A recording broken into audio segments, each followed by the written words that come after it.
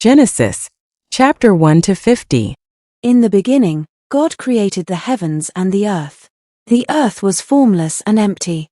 Darkness was on the surface of the deep, and God's Spirit was hovering over the surface of the waters. God said, "Let there be light," and there was light. God saw the light, and saw that it was good. God divided the light from the darkness. God called the light day, and the darkness he called night. There was evening and there was morning, the first day. God said, "Let there be an expanse in the middle of the waters, and let it divide the waters from the waters." God made the expanse, and divided the waters which were under the expanse from the waters which were above the expanse, and it was so. God called the expanse sky. There was evening and there was morning, a second day. God said, "Let the waters under the sky be gathered together to one place, and let the dry land appear," and it was so. God called the dry land earth, and the gathering together of the waters he called seas. God saw that it was good. God said, "Let the earth yield grass, herbs yielding seeds, and fruit trees bearing fruit after their kind, with their seeds in it, on the earth," and it was so. The earth yielded grass, herbs yielding seed after their kind, and trees bearing fruit, with their seeds in it, after their kind, and God saw that it was good. There was evening and there was morning, a third day. God said, "Let there be lights in the expanse of the sky to divide the day from the night, and let them be for signs to mark seasons, days, and years. And let them be for lights in the expanse of the sky to give light on the earth," and it was so. God made the two great lights, the greater light to rule the day, and the lesser light to rule the night. He also made the stars. God set them in the expanse of the sky to give light to the earth, and to rule over the day and over the night, and to divide the light from the darkness. God saw that it was good. There was evening and there was morning, a fourth day. God said, "Let the waters abound with living creatures, and let birds fly above the earth in the open expanse of the sky." God created the large sea creatures and every living creature that moves, with which the waters swarmed, after their kind, and every winged bird after its kind. God saw that it was good. God blessed them, saying, "Be fruitful, and multiply, and fill the waters in the seas, and let birds multiply on the earth." There was evening and there was morning, a fifth day. God said, "Let the earth produce living creatures after their kind, livestock, creeping things, and animals of the earth after their kind," and it was so. God made the animals of the earth after their kind, and the livestock after their kind, and everything that creeps on the ground after its kind. God saw that it was good. God said, "Let's make man in our image, after our likeness. Let them have dominion over the fish of the sea, and over the birds of the sky, and over the livestock, and over all the earth, and over every creeping thing that creeps on the earth." God created man in his own image. In God's image he created him, male and female he created them. God blessed them. God said to them, "Be fruitful, multiply, fill the earth, and subdue it. Have dominion over the fish of the sea, over the birds of the sky, and over every living thing that moves on the earth." God said, "Behold, I have given you every herb yielding seed, which is on the surface of all the earth, and every tree, which bears fruit yielding seed. It will be your food. To every animal of the earth, and to every bird of the sky, and to everything that creeps on the earth, in which there is life, I have given every green herb for food," and it was so. God saw everything that he had made, and, behold, it was very good. There was evening and there was morning, a sixth day. The heavens, the earth, and all their vast array were finished. On the seventh day God finished his work which he had done, and he rested on the seventh day from all his work which he had done. God blessed the seventh day, and made it holy, because he rested in it from all his work of creation which he had done. This is the history of the generations of the heavens and of the earth when they were created, in the day that Yahweh God made the earth and the heavens. No plant of the field was yet in the earth, and no herb of the field had yet sprung up, for Yahweh God had not caused it to rain on the earth. There was not a man to till the ground. But a mist went up from the earth, and watered the whole surface of the ground. Yahweh God formed man from the dust of the ground, and breathed into his nostrils the breath of life, and man became a living soul. Yahweh God planted a garden eastward, in Eden, and there he put the man whom he had formed. Out of the ground Yahweh God made every tree to grow that is pleasant to the sight, and good for food, including the tree of life in the middle of the garden and the tree of the knowledge of good and evil. A river went out of Eden to water the garden, and from there it was parted, and became the source of 4 rivers. The name of the first is Pishon. It flows through the whole land of Havilah, where there is gold. And the gold of that land is good. Bdellium and onyx stone are also there. The name of the second river is Gihon. It is the same river that flows through the whole land of Cush. The name of the third river is Hiddekel. This is the one which flows in front of Assyria. The fourth river is the Euphrates. Yahweh God took the man, and put him into the Garden of Eden to cultivate and keep it. Yahweh God commanded the man, saying, You may freely eat of every tree of the garden. But you shall not eat of the tree of the knowledge of good and evil, for in the day that you eat of it, you will surely die. Yahweh God said, It is not good for the man to be alone. I will make him a helper comparable to him. Out of the ground Yahweh God formed every animal of the field, and every bird of the sky, and brought them to the man to see what he would call them. Whatever the man called every living creature became its name. The man gave names to all livestock, and to the birds of the sky, and to every animal of the field, but for man there was not found a helper comparable to him. Yahweh God caused the man to fall into a deep sleep. As the man slept, he took one of his ribs, and closed up the flesh in its place. Yahweh God made a woman from the rib which he had taken from the man, and brought her to the man. The man said, This is now bone of my bones, and flesh of my flesh. She will be called woman, because she was taken out of man. Therefore a man will leave his father and his mother, and will join with his wife, and they will be one flesh. The man and his wife were both naked, and they were not ashamed. Now the serpent was more subtle than any animal of the field which Yahweh God had made. He said to the woman, Has God really said, You shall not eat of any tree of the garden? The woman said to the serpent, We may eat fruit from the trees of the garden, but not the fruit of the tree which is in the middle of the garden. God has said, You shall not eat of it. You shall not touch it, lest you die. The serpent said to the woman, You won't really die. For God knows that in the day you eat it, your eyes will be opened, and you will be like God, knowing good and evil. When the woman saw that the tree was good for food, and that it was a delight to the eyes, and that the tree was to be desired to make one wise, she took some of its fruit, and ate. Then she gave some to her husband with her, and he ate it, too. Their eyes were opened, and they both knew that they were naked. They sewed fig leaves together, and made coverings for themselves. They heard Yahweh God's voice walking in the garden in the cool of the day, and the man and his wife hid themselves from the presence of Yahweh God among the trees of the garden. Yahweh God called to the man, and said to him, Where are you?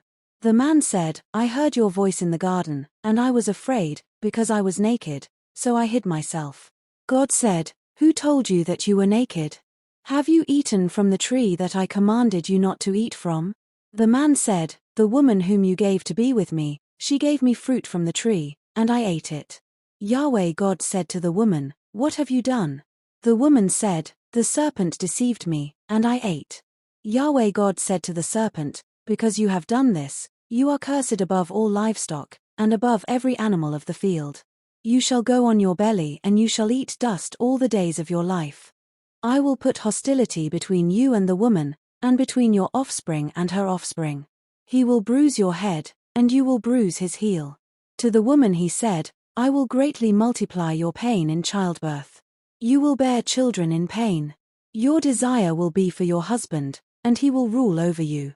To Adam he said, Because you have listened to your wife's voice, and have eaten from the tree, about which I commanded you, saying, You shall not eat of it, the ground is cursed for your sake.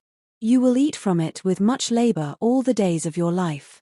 It will yield thorns and thistles to you, and you will eat the herb of the field.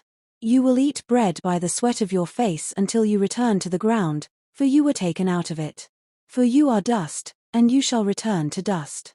The man called his wife Eve because she would be the mother of all the living. Yahweh God made garments of animal skins for Adam and for his wife, and clothed them. Yahweh God said, Behold, the man has become like one of us, knowing good and evil. Now, lest he reach out his hand, and also take of the tree of life, and eat, and live forever.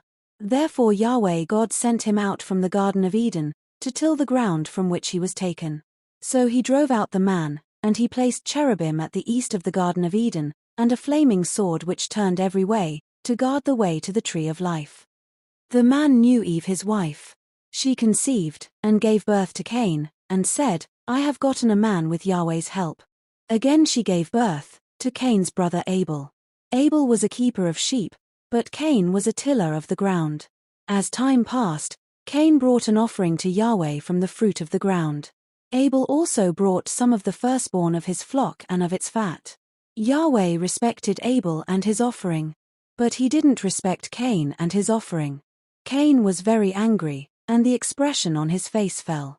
Yahweh said to Cain, Why are you angry? Why has the expression of your face fallen? If you do well, won't it be lifted up? If you don't do well, sin crouches at the door. Its desire is for you, but you are to rule over it. Cain said to Abel, his brother, Let's go into the field. While they were in the field, Cain rose up against Abel, his brother, and killed him. Yahweh said to Cain, Where is Abel, your brother? He said, I don't know. Am I my brother's keeper? Yahweh said, What have you done? The voice of your brother's blood cries to me from the ground. Now you are cursed because of the ground, which has opened its mouth to receive your brother's blood from your hand. From now on, when you till the ground, it won't yield its strength to you. You will be a fugitive and a wanderer in the earth. Cain said to Yahweh, My punishment is greater than I can bear. Behold, you have driven me out today from the surface of the ground. I will be hidden from your face, and I will be a fugitive and a wanderer in the earth. Whoever finds me will kill me. Yahweh said to him, Therefore whoever slays Cain, vengeance will be taken on him sevenfold. Yahweh appointed a sign for Cain, so that anyone finding him would not strike him. Cain left Yahweh's presence, and lived in the land of Nod, east of Eden. Cain knew his wife. She conceived, and gave birth to Enoch. He built a city, and named the city after the name of his son, Enoch. Irad was born to Enoch. Irad became the father of Mehujael. Mehujael became the father of Methushael. Methushael became the father of Lamech. Lamech took 2 wives. The name of the first one was Odah, and the name of the second one was Zillah. Odah gave birth to Jabal, who was the father of those who dwell in tents and have livestock. His brother's name was Jubal, who was the father of all who handle the harp and pipe. Zillah also gave birth to Tubal-Cain, the forger of every cutting instrument of bronze and iron. Tubal-Cain's sister was Naamah. Lamech said to his wives, Odah and Zillah, Hear my voice. You wives of Lamech, listen to my speech, for I have slain a man for wounding me, a young man for bruising me. If Cain will be avenged 7 times, truly Lamech 77 times. Adam knew his wife again. She gave birth to a son, and named him Seth, saying, For God has given me another child instead of Abel, for Cain killed him. A son was also born to Seth, and he named him Enosh. At that time men began to call on Yahweh's name. This is the book of the generations of Adam. In the day that God created man, he made him in God's likeness. He created them male and female and blessed them. On the day they were created, he named them Adam. Adam lived 130 years, and became the father of a son in his own likeness, after his image, and named him Seth. The days of Adam after he became the father of Seth were 800 years, and he became the father of other sons and daughters. All the days that Adam lived were 930 years, then he died. Seth lived 105 years, then became the father of Enosh. Seth lived after he became the father of Enosh 807 years, and became the father of other sons and daughters. All of the days of Seth were 912 years, then he died. Enosh lived 90 years, and became the father of Kenan. Enosh lived after he became the father of Kenan 815 years, and became the father of other sons and daughters. All of the days of Enosh were 905 years, then he died. Kenan lived 70 years, then became the father of Mahalalel. Kenan lived after he became the father of Mahalalel 840 years, and became the father of other sons and daughters. And all of the days of Kenan were 910 years, then he died.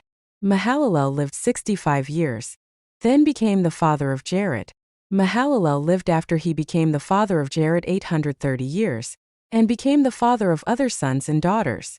All of the days of Mahalalel were 895 years, Then he died. Jared lived 162 years, then became the father of Enoch. Jared lived after he became the father of Enoch 800 years, and became the father of other sons and daughters. All of the days of Jared were 962 years, then he died. Enoch lived 65 years, then became the father of Methuselah. After Methuselah's birth, Enoch walked with God for 300 years, and became the father of more sons and daughters. All the days of Enoch were 365 years. Enoch walked with God, and he was not found, for God took him. Methuselah lived 187 years, then became the father of Lamech. Methuselah lived after he became the father of Lamech 782 years, and became the father of other sons and daughters. All the days of Methuselah were 969 years, then he died. Lamech lived 182 years, then became the father of a son. He named him Noah, saying, "This one will comfort us in our work and in the toil of our hands, caused by the ground which Yahweh has cursed." Lamech lived after he became the father of Noah 595 years, and became the father of other sons and daughters. All the days of Lamech were 777 years, then he died. Noah was 500 years old. Then Noah became the father of Shem, Ham, and Japheth. When men began to multiply on the surface of the ground, and daughters were born to them, God's sons saw that men's daughters were beautiful, and they took any that they wanted for themselves as wives. Yahweh said, "My spirit will not strive with man forever, because he also is flesh, so his days will be 120 years. The Nephilim were in the earth in those days, and also after that, when God's sons came into men's daughters and had children with them. Those were the mighty men who were of old, men of renown. Yahweh saw that the wickedness of man was great in the earth, and that every imagination of the thoughts of man's heart was continually only evil. Yahweh was sorry that he had made man on the earth, and it grieved him in his heart. Yahweh said, I will destroy man whom I have created from the surface of the ground, man along with animals, creeping things, and birds of the sky, for I am sorry that I have made them. But Noah found favor in Yahweh's eyes. This is the history of the generations of Noah. Noah was a righteous man, blameless among the people of his time. Noah walked with God. Noah became the father of 3 sons, Shem, Ham, and Japheth. The earth was corrupt before God, and the earth was filled with violence. God saw the earth and saw that it was corrupt, for all flesh had corrupted their way on the earth. God said to Noah, I will bring an end to all flesh, for the earth is filled with violence through them. Behold, I will destroy them in the earth. Make a ship of gopher wood.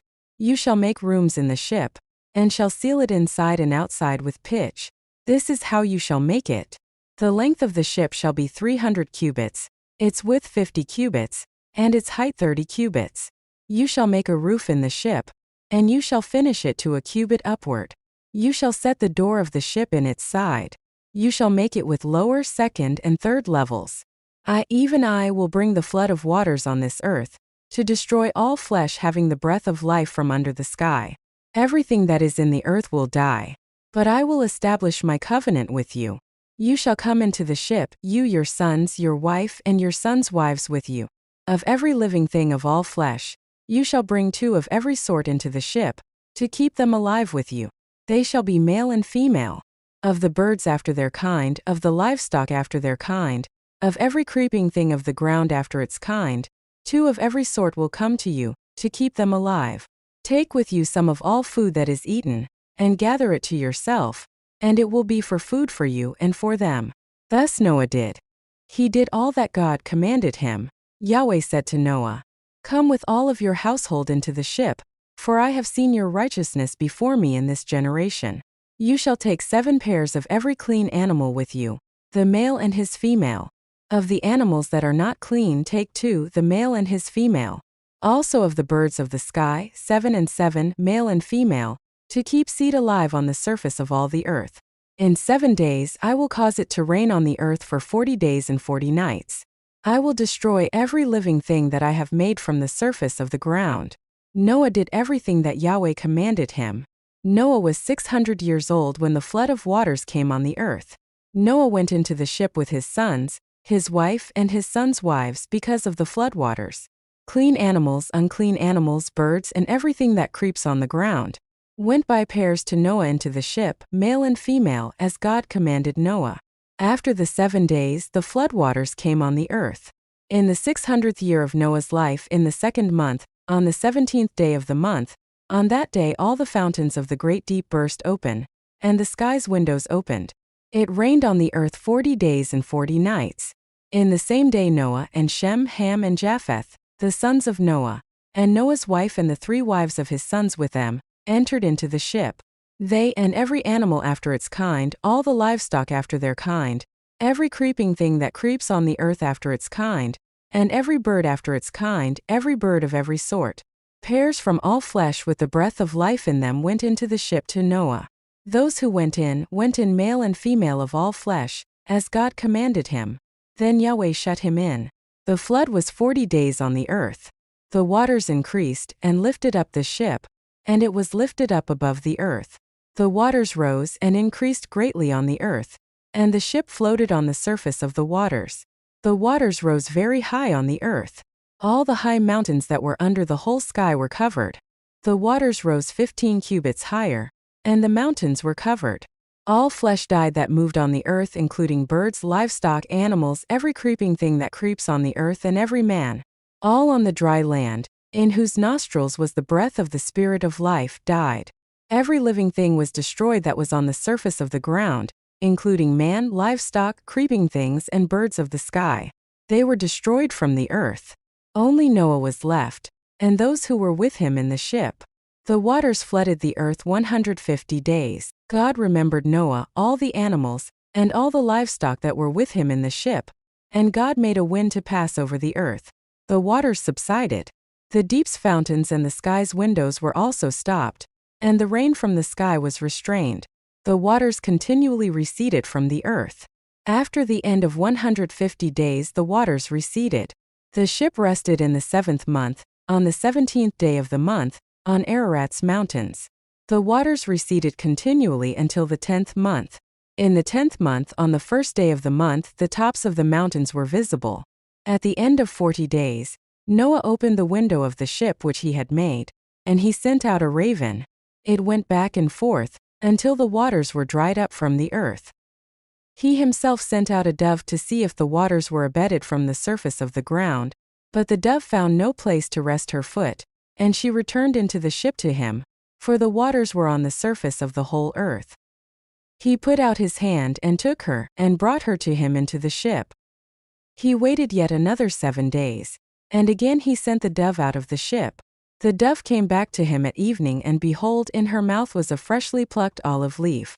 So Noah knew that the waters were abated from the earth. He waited yet another 7 days, and sent out the dove, and she didn't return to him any more. In the 601st year, in the 1st month, the 1st day of the month, the waters were dried up from the earth. Noah removed the covering of the ship, and looked. He saw that the surface of the ground was dry. In the 2nd month, on the 27th day of the month, the earth was dry. God spoke to Noah, saying, "Go out of the ship, you, your wife, your sons, and your sons' wives with you. Bring out with you every living thing that is with you of all flesh, including birds, livestock, and every creeping thing that creeps on the earth, that they may breed abundantly in the earth, and be fruitful, and multiply on the earth." Noah went out with his sons, his wife, and his sons' wives with him. Every animal, every creeping thing, and every bird, whatever moves on the earth after their families, went out of the ship. Noah built an altar to Yahweh, and took of every clean animal, and of every clean bird, and offered burnt offerings on the altar. Yahweh smelled the pleasant aroma. Yahweh said in his heart, "I will not again curse the ground any more for man's sake, because the imagination of man's heart is evil from his youth. I will never again strike every living thing as I have done. While the earth remains, seed time and harvest, and cold and heat, and summer and winter, and day and night will not cease." God blessed Noah and his sons and said to them, "Be fruitful, multiply, and replenish the earth. The fear of you and the dread of you will be on every animal of the earth, and on every bird of the sky. Everything that moves along the ground, and all the fish of the sea, are delivered into your hand. Every moving thing that lives will be food for you. As I gave you the green herb, I have given everything to you. But flesh with its life, that is, its blood, you shall not eat. I will surely require accounting for your life's blood. At the hand of every animal I will require it. At the hand of man, even at the hand of every man's brother, I will require the life of man. Whoever sheds man's blood, his blood will be shed by man, for God made man in his own image.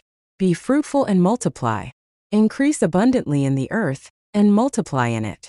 God spoke to Noah and to his sons with him, saying, As for me, behold, I establish my covenant with you, and with your offspring after you, and with every living creature that is with you, the birds, the livestock, and every animal of the earth with you, of all that go out of the ship, even every animal of the earth. I will establish my covenant with you. All flesh will not be cut off any more by the waters of the flood. There will never again be a flood to destroy the earth. God said, This is the token of the covenant which I make between me and you and every living creature that is with you, for perpetual generations. I set my rainbow in the cloud, and it will be a sign of a covenant between me and the earth. When I bring a cloud over the earth, that the rainbow will be seen in the cloud, I will remember my covenant, which is between me and you and every living creature of all flesh, and the waters will no more become a flood to destroy all flesh. The rainbow will be in the cloud. I will look at it, that I may remember the everlasting covenant between God and every living creature of all flesh that is on the earth. God said to Noah, This is the token of the covenant which I have established between me and all flesh that is on the earth. The sons of Noah who went out from the ship were Shem, Ham, and Japheth. Ham is the father of Canaan. These three were the sons of Noah, and from these the whole earth was populated. Noah began to be a farmer, and planted a vineyard. He drank of the wine and got drunk. He was uncovered within his tent. Ham, the father of Canaan, saw the nakedness of his father, and told his two brothers outside. Shem and Japheth took a garment, and laid it on both their shoulders, went in backwards, and covered the nakedness of their father. Their faces were backwards, and they didn't see their father's nakedness. Noah awoke from his wine, and knew what his youngest son had done to him. He said, Canaan is cursed. He will be a servant of servants to his brothers. He said, Blessed be Yahweh the God of Shem. Let Canaan be his servant.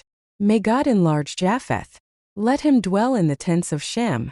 Let Canaan be his servant. Noah lived 350 years after the flood. All the days of Noah were 950 years, and then he died.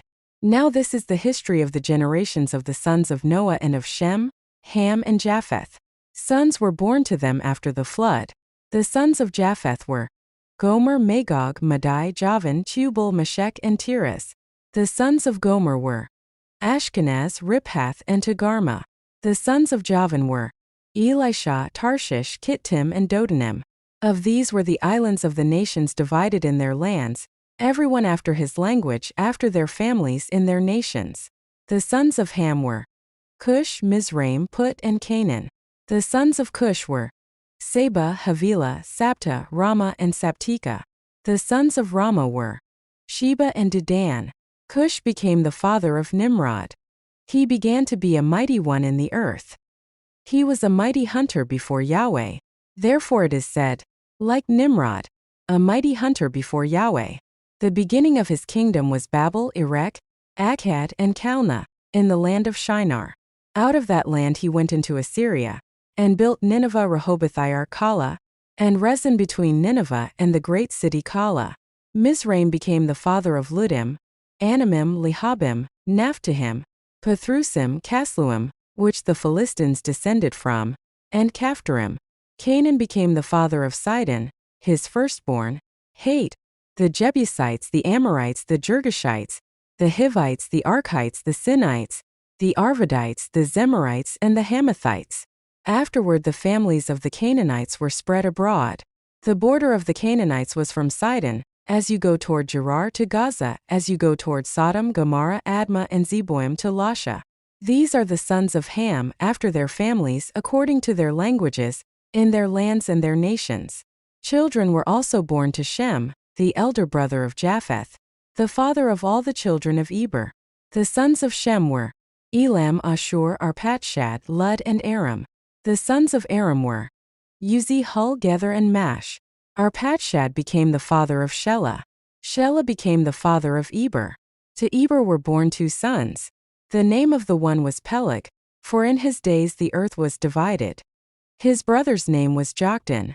Joktan became the father of Almodad, Shalef, Hazarmaveth, Jerah, Hadaram, Uzal, Diklah, Obal, Abimael, Sheba, Ophir, Havilah, and Jobab. All these were the sons of Joktan.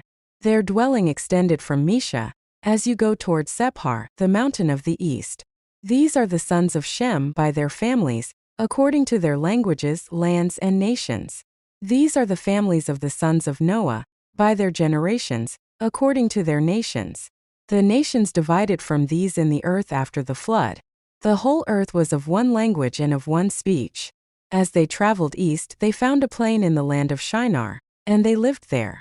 They said to one another, "Come, let's make bricks and burn them thoroughly." They had brick for stone, and they used tar for mortar. They said, "Come, let's build ourselves a city, and a tower whose top reaches to the sky, and let's make a name for ourselves, lest we be scattered abroad on the surface of the whole earth." Yahweh came down to see the city and the tower, which the children of men built. Yahweh said, "Behold, they are one people, and they all have one language, and this is what they begin to do. Now nothing will be withheld from them which they intend to do. Come, let's go down, and there confuse their language, that they may not understand one another's speech." So Yahweh scattered them abroad from there on the surface of all the earth. They stopped building the city. Therefore its name was called Babel, because there Yahweh confused the language of all the earth. From there Yahweh scattered them abroad on the surface of all the earth. This is the history of the generations of Shem.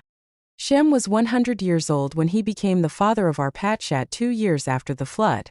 Shem lived 500 years after he became the father of Arpachshad, and became the father of more sons and daughters. Arpachshad lived 35 years and became the father of Shelah. Arpachshad lived 403 years after he became the father of Shelah, and became the father of more sons and daughters. Shelah lived 30 years, and became the father of Eber. Shelah lived 403 years after he became the father of Eber, and became the father of more sons and daughters.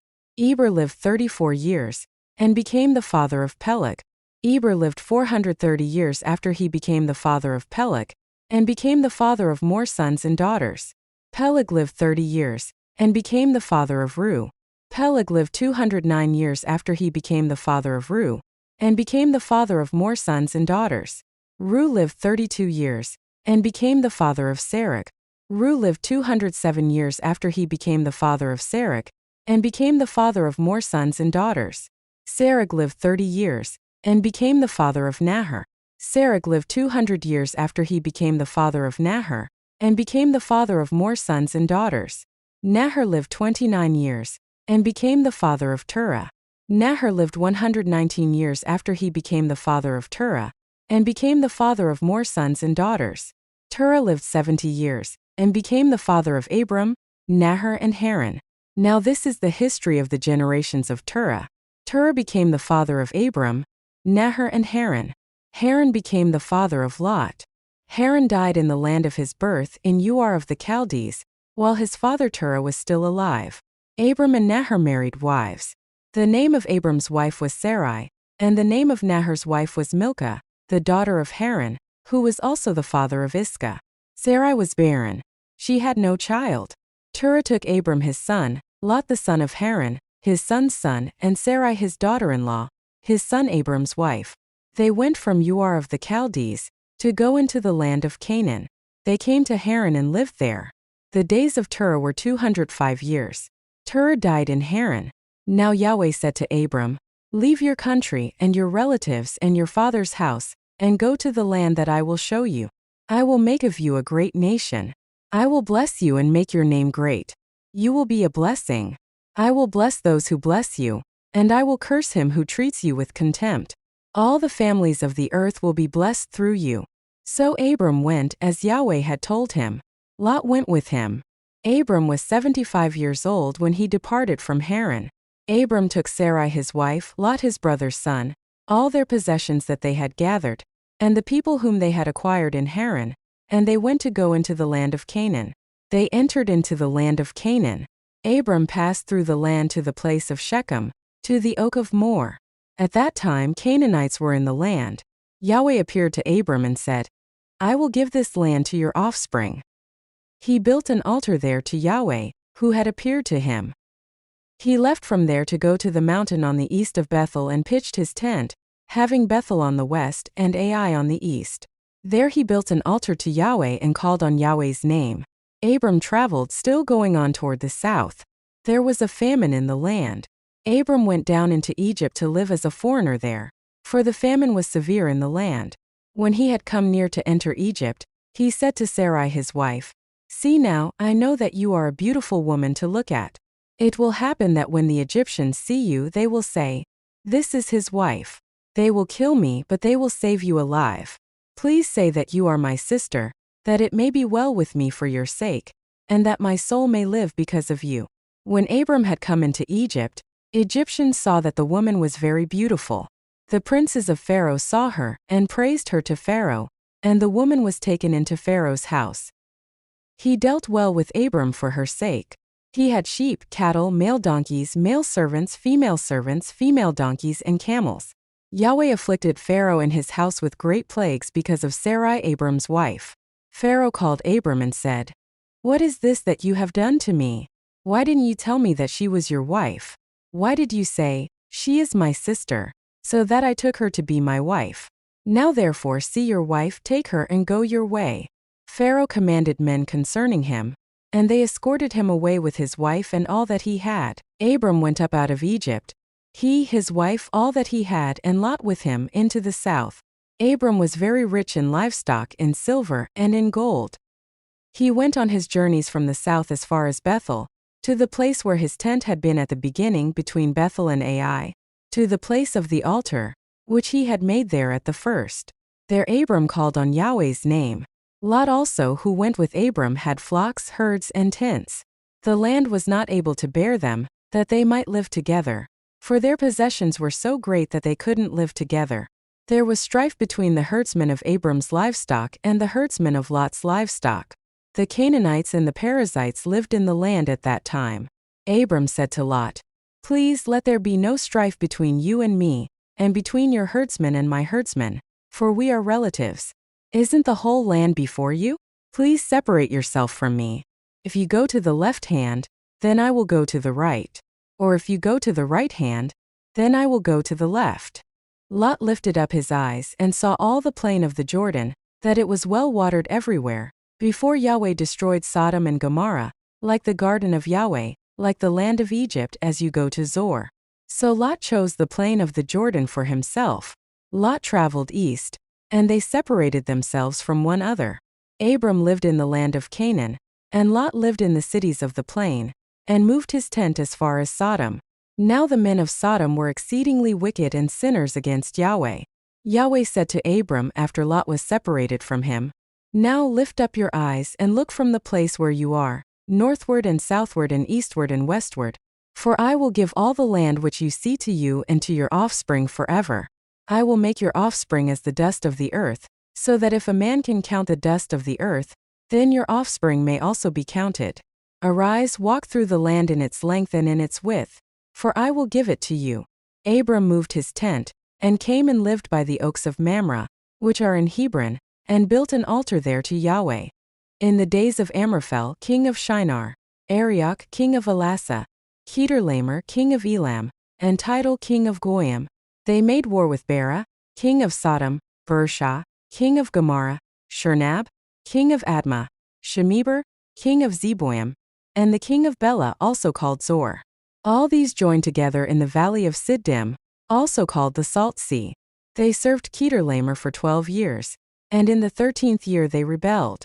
In the 14th year Chedorlaomer and the kings who were with him came and struck the Rephaim in Ashtaroth Karnaim, the Zuzim in Ham, the Emim in Shave Kiriathaim, and the Horites in their Mount Seir to El Paran, which is by the wilderness.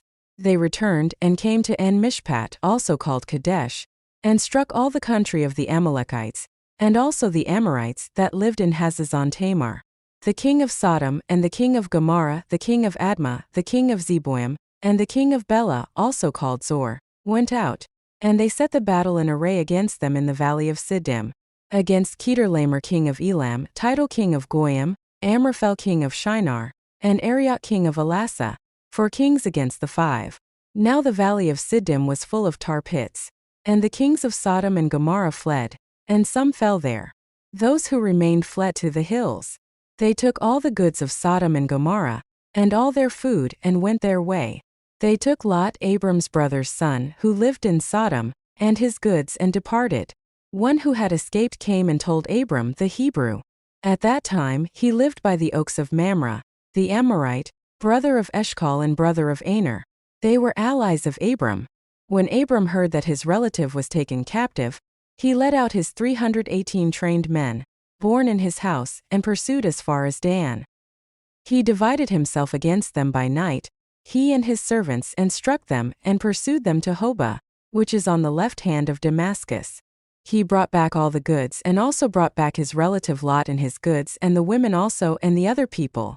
The king of Sodom went out to meet him after his return from the slaughter of Kedorlaomer, and the kings who were with him, at the valley of Shave, that is, the king's valley. Melchizedek king of Salem brought out bread and wine. He was priest of God Most High. He blessed him and said, Blessed be Abram of God Most High, possessor of heaven and earth. Blessed be God Most High, who has delivered your enemies into your hand. Abram gave him 1/10 of all. The king of Sodom said to Abram, Give me the people and take the goods for yourself. Abram said to the king of Sodom, I have lifted up my hand to Yahweh, God Most High, possessor of heaven and earth, that I will not take a thread nor a sandal strap nor anything that is yours, lest you should say, I have made Abram rich. I will accept nothing from you except that which the young men have eaten, and the portion of the men who went with me, Aner, Eshcol, and Mamre. Let them take their portion. After these things Yahweh's word came to Abram in a vision, saying, Don't be afraid, Abram. I am your shield, your exceedingly great reward. Abram said, Lord Yahweh, what will you give me, since I go childless, and he who will inherit my estate is Eliezer of Damascus? Abram said, Behold, you have given no children to me, and behold, one born in my house is my heir. Behold, Yahweh's word came to him, saying, This man will not be your heir, but he who will come out of your own body will be your heir. Yahweh brought him outside and said, Look now toward the sky, and count the stars if you are able to count them. He said to Abram, So your offspring will be. He believed in Yahweh, who credited it to him for righteousness. He said to Abram, I am Yahweh who brought you out of Ur of the Chaldees, to give you this land to inherit it. He said, Lord Yahweh, how will I know that I will inherit it? He said to him, Bring me a heifer 3 years old, a female goat 3 years old, a ram 3 years old, a turtle dove, and a young pigeon. He brought him all these, and divided them in the middle, and laid each half opposite the other, but he didn't divide the birds. The birds of prey came down on the carcasses, and Abram drove them away. When the sun was going down, a deep sleep fell on Abram. Now terror and great darkness fell on him. He said to Abram, Know for sure that your offspring will live as foreigners in a land that is not theirs, and will serve them. They will afflict them 400 years. I will also judge that nation whom they will serve. Afterward they will come out with great wealth. But you will go to your fathers in peace. You will be buried at a good old age. In the 4th generation they will come here again, for the iniquity of the Amorite is not yet full. It came to pass that, when the sun went down and it was dark, behold, a smoking furnace and a flaming torch passed between these pieces. In that day Yahweh made a covenant with Abram, saying, I have given this land to your offspring, from the river of Egypt to the great river, the river Euphrates, the land of the Kenite, the Kenizzites, the Cadmonites, the Hittites, the Perizzites, the Rephaim, the Amorites, the Canaanites, the Girgashites, and the Jebusites. Now Sarai, Abram's wife, bore him no children. She had a servant, an Egyptian, whose name was Hagar. Sarai said to Abram, See now, Yahweh has restrained me from bearing. Please go in to my servant. It may be that I will obtain children by her. Abram listened to the voice of Sarai. Sarai, Abram's wife, took Hagar the Egyptian, her servant, after Abram had lived 10 years in the land of Canaan, and gave her to Abram her husband to be his wife. He went in to Hagar, and she conceived. When she saw that she had conceived, her mistress was despised in her eyes. Sarai said to Abram, This wrong is your fault. I gave my servant into your bosom, And when she saw that she had conceived, she despised me. May Yahweh judge between me and you. But Abram said to Sarai, Behold, your maid is in your hand. Do to her whatever is good in your eyes. Sarai dealt harshly with her, and she fled from her face. Yahweh's angel found her by a fountain of water in the wilderness, by the fountain on the way to Shur. He said, Hagar, Sarai's servant, where did you come from? Where are you going? She said, I am fleeing from the face of my mistress Sarai. Yahweh's angel said to her, Return to your mistress, and submit yourself under her hands. Yahweh's angel said to her, I will greatly multiply your offspring, that they will not be counted for multitude. Yahweh's angel said to her, Behold, you are with child and will bear a son. You shall call his name Ishmael, because Yahweh has heard your affliction. He will be like a wild donkey among men. His hand will be against every man, and every man's hand against him. He will live opposed to all of his brothers. She called the name of Yahweh who spoke to her. You are a God who sees, for she said, Have I even stayed alive after seeing him? Therefore the well was called Beer Lahai Roi. Behold, it is between Kadesh and Bered. Hagar bore a son for Abram. Abram called the name of his son, whom Hagar bore, Ishmael.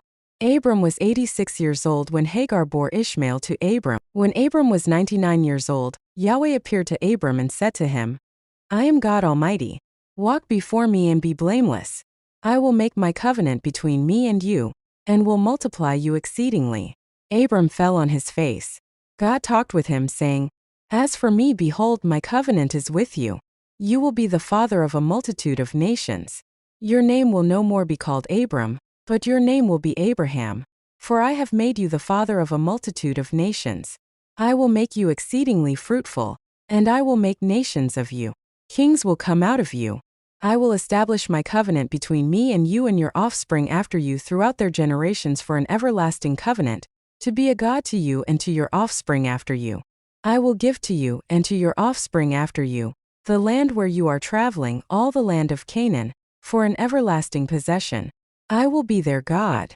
God said to Abraham, As for you, you shall keep my covenant, you and your offspring after you throughout their generations. This is my covenant, which you shall keep, between me and you and your offspring after you. Every male among you shall be circumcised. You shall be circumcised in the flesh of your foreskin. It will be a token of the covenant between me and you. He who is 8 days old shall be circumcised among you, every male throughout your generations. He who is born in the house, or bought with money from any foreigner who is not of your offspring. He who is born in your house, and he who is bought with your money, must be circumcised. My covenant shall be in your flesh for an everlasting covenant. The uncircumcised male who is not circumcised in the flesh of his foreskin, that soul shall be cut off from his people. He has broken my covenant. God said to Abraham, As for Sarai your wife, you shall not call her name Sarai, but her name shall be Sarah.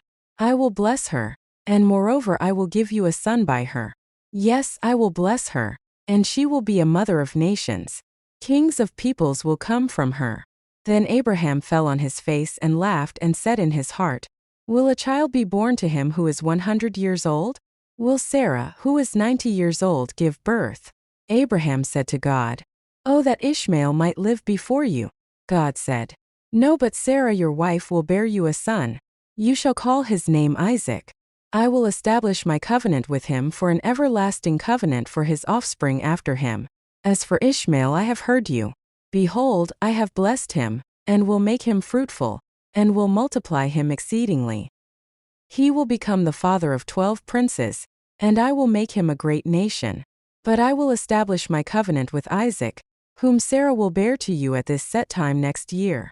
When he finished talking with him, God went up from Abraham. Abraham took Ishmael his son, all who were born in his house, and all who were bought with his money, every male among the men of Abraham's house, and circumcised the flesh of their foreskin in the same day, as God had said to him. Abraham was 99 years old when he was circumcised in the flesh of his foreskin. Ishmael, his son, was 13 years old when he was circumcised in the flesh of his foreskin. In the same day both Abraham and Ishmael, his son, were circumcised. All the men of his house, those born in the house, and those bought with money from a foreigner, were circumcised with him. Yahweh appeared to him by the oaks of Mamre, as he sat in the tent door in the heat of the day. He lifted up his eyes and looked, and saw that 3 men stood near him. When he saw them, he ran to meet them from the tent door, and bowed himself to the earth, and said, "My Lord, if now I have found favor in your sight, please don't go away from your servant. Now let a little water be fetched, wash your feet, and rest yourselves under the tree. I will get a piece of bread so you can refresh your heart. After that you may go your way, now that you have come to your servant." They said, "Very well, do as you have said." Abraham hurried into the tent to Sarah and said, "Quickly prepare 3 seahs of fine meal, knead it and make cakes." Abraham ran to the herd, and fetched a tender and good calf, and gave it to the servant.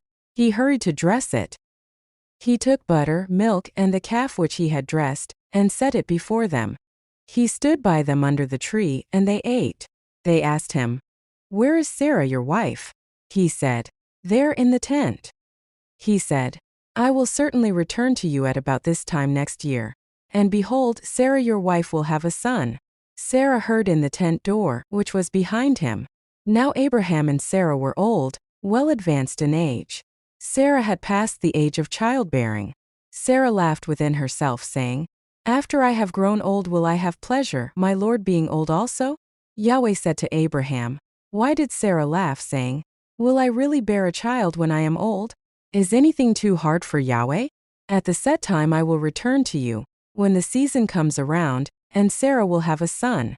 Then Sarah denied it, saying, "I didn't laugh," for she was afraid. He said, "No, but you did laugh." The men rose up from there, and looked toward Sodom. Abraham went with them to see them on their way. Yahweh said, "Will I hide from Abraham what I do? Since Abraham will surely become a great and mighty nation, and all the nations of the earth will be blessed in him? For I have known him, to the end that he may command his children and his household after him, that they may keep the way of Yahweh, to do righteousness and justice, to the end that Yahweh may bring on Abraham that which he has spoken of him." Yahweh said, "Because the cry of Sodom and Gomorrah is great, and because their sin is very grievous, I will go down now, and see whether their deeds are as bad as the reports which have come to me. If not, I will know." The men turned from there, and went toward Sodom, but Abraham stood yet before Yahweh. Abraham came near and said, "Will you consume the righteous with the wicked? What if there are 50 righteous within the city? Will you consume and not spare the place for the 50 righteous who are in it? May it be far from you to do things like that, to kill the righteous with the wicked, so that the righteous should be like the wicked. May that be far from you. Shouldn't the judge of all the earth do right?" Yahweh said, "If I find in Sodom 50 righteous within the city, then I will spare the whole place for their sake." Abraham answered, "See now, I have taken it on myself to speak to the Lord, although I am dust and ashes. What if there will lack 5 of the 50 righteous? Will you destroy all the city for lack of 5? He said, "I will not destroy it if I find 45 there." He spoke to him yet again and said, "What if there are 40 found there?" He said, "I will not do it for the 40's sake." He said, "Oh, don't let the Lord be angry, and I will speak. What if there are 30 found there?" He said, "I will not do it if I find 30 there." He said, "See now, I have taken it on myself to speak to the Lord. What if there are 20 found there?" He said, "I will not destroy it for the 20's sake." He said, "Oh, don't let the Lord be angry, and I will speak just once more. What if 10 are found there?" He said, "I will not destroy it for the 10's sake." Yahweh went his way as soon as he had finished communing with Abraham, and Abraham returned to his place. The 2 angels came to Sodom at evening. Lot sat in the gate of Sodom. Lot saw them and rose up to meet them. He bowed himself with his face to the earth, and he said, "See now, my lords, please come into your servant's house, stay all night, wash your feet, and you can rise up early and go on your way." They said, "No, but we will stay in the street all night." He urged them greatly, and they came in with him and entered into his house. He made them a feast and baked unleavened bread, and they ate. But before they lay down, the men of the city, the men of Sodom, surrounded the house, both young and old, all the people from every quarter.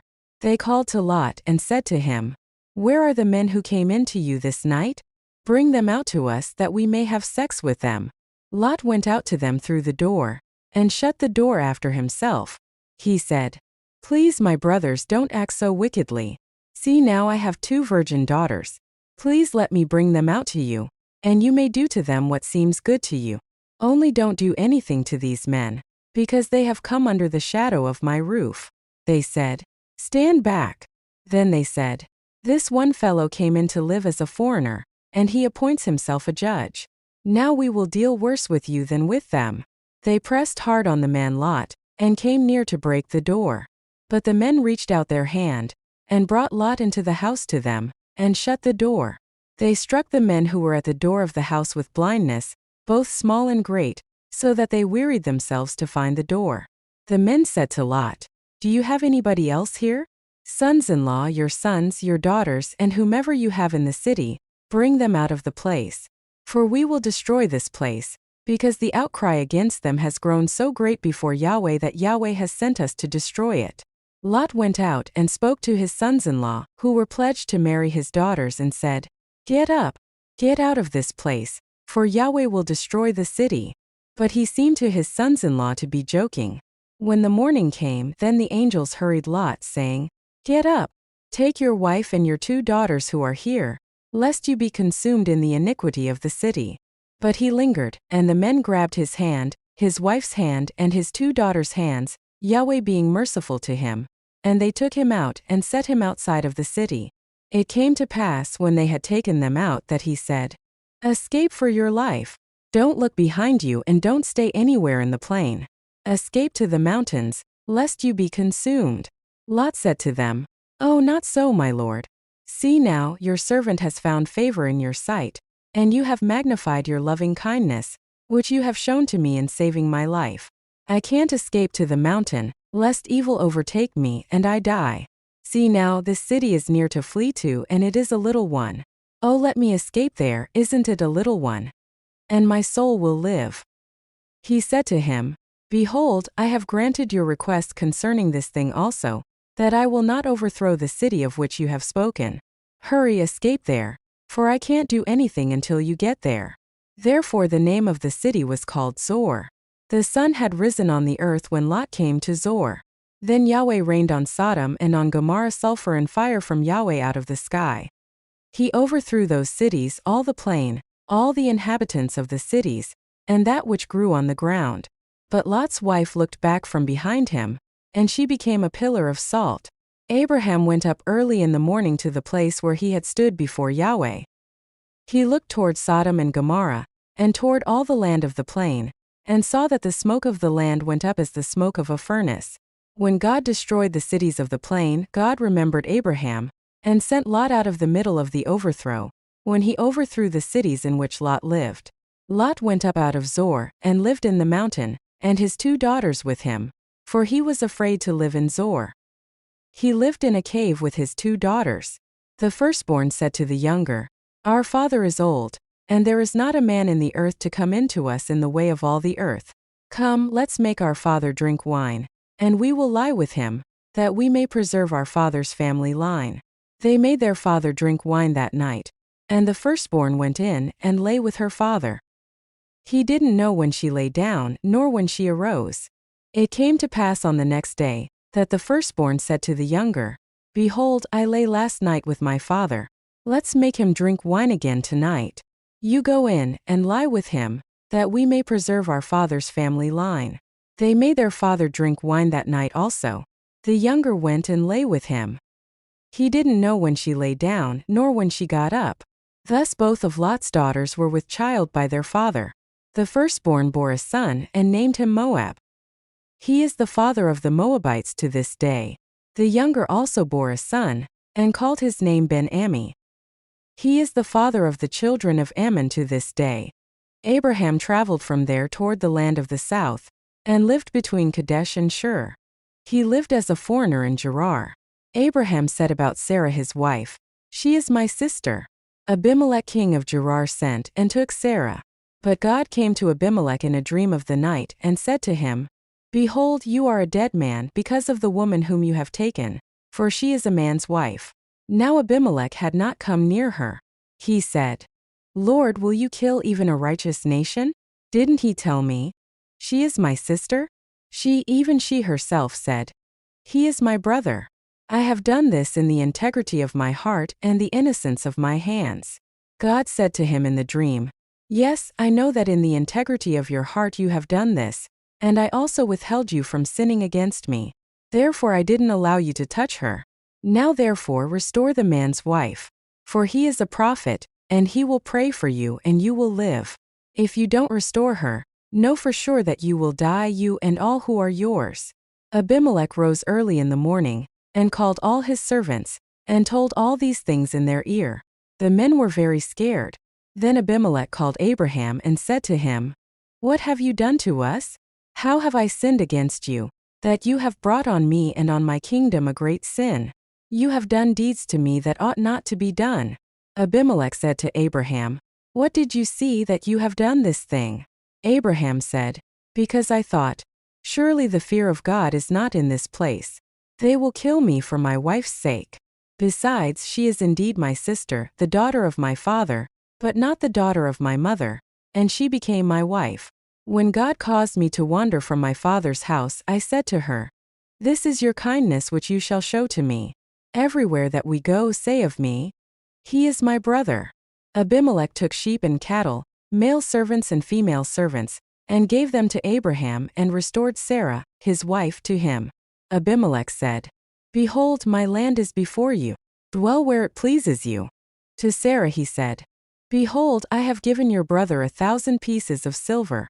Behold, it is for you a covering of the eyes to all that are with you. In front of all you are vindicated." Abraham prayed to God. So God healed Abimelech, his wife and his female servants, and they bore children.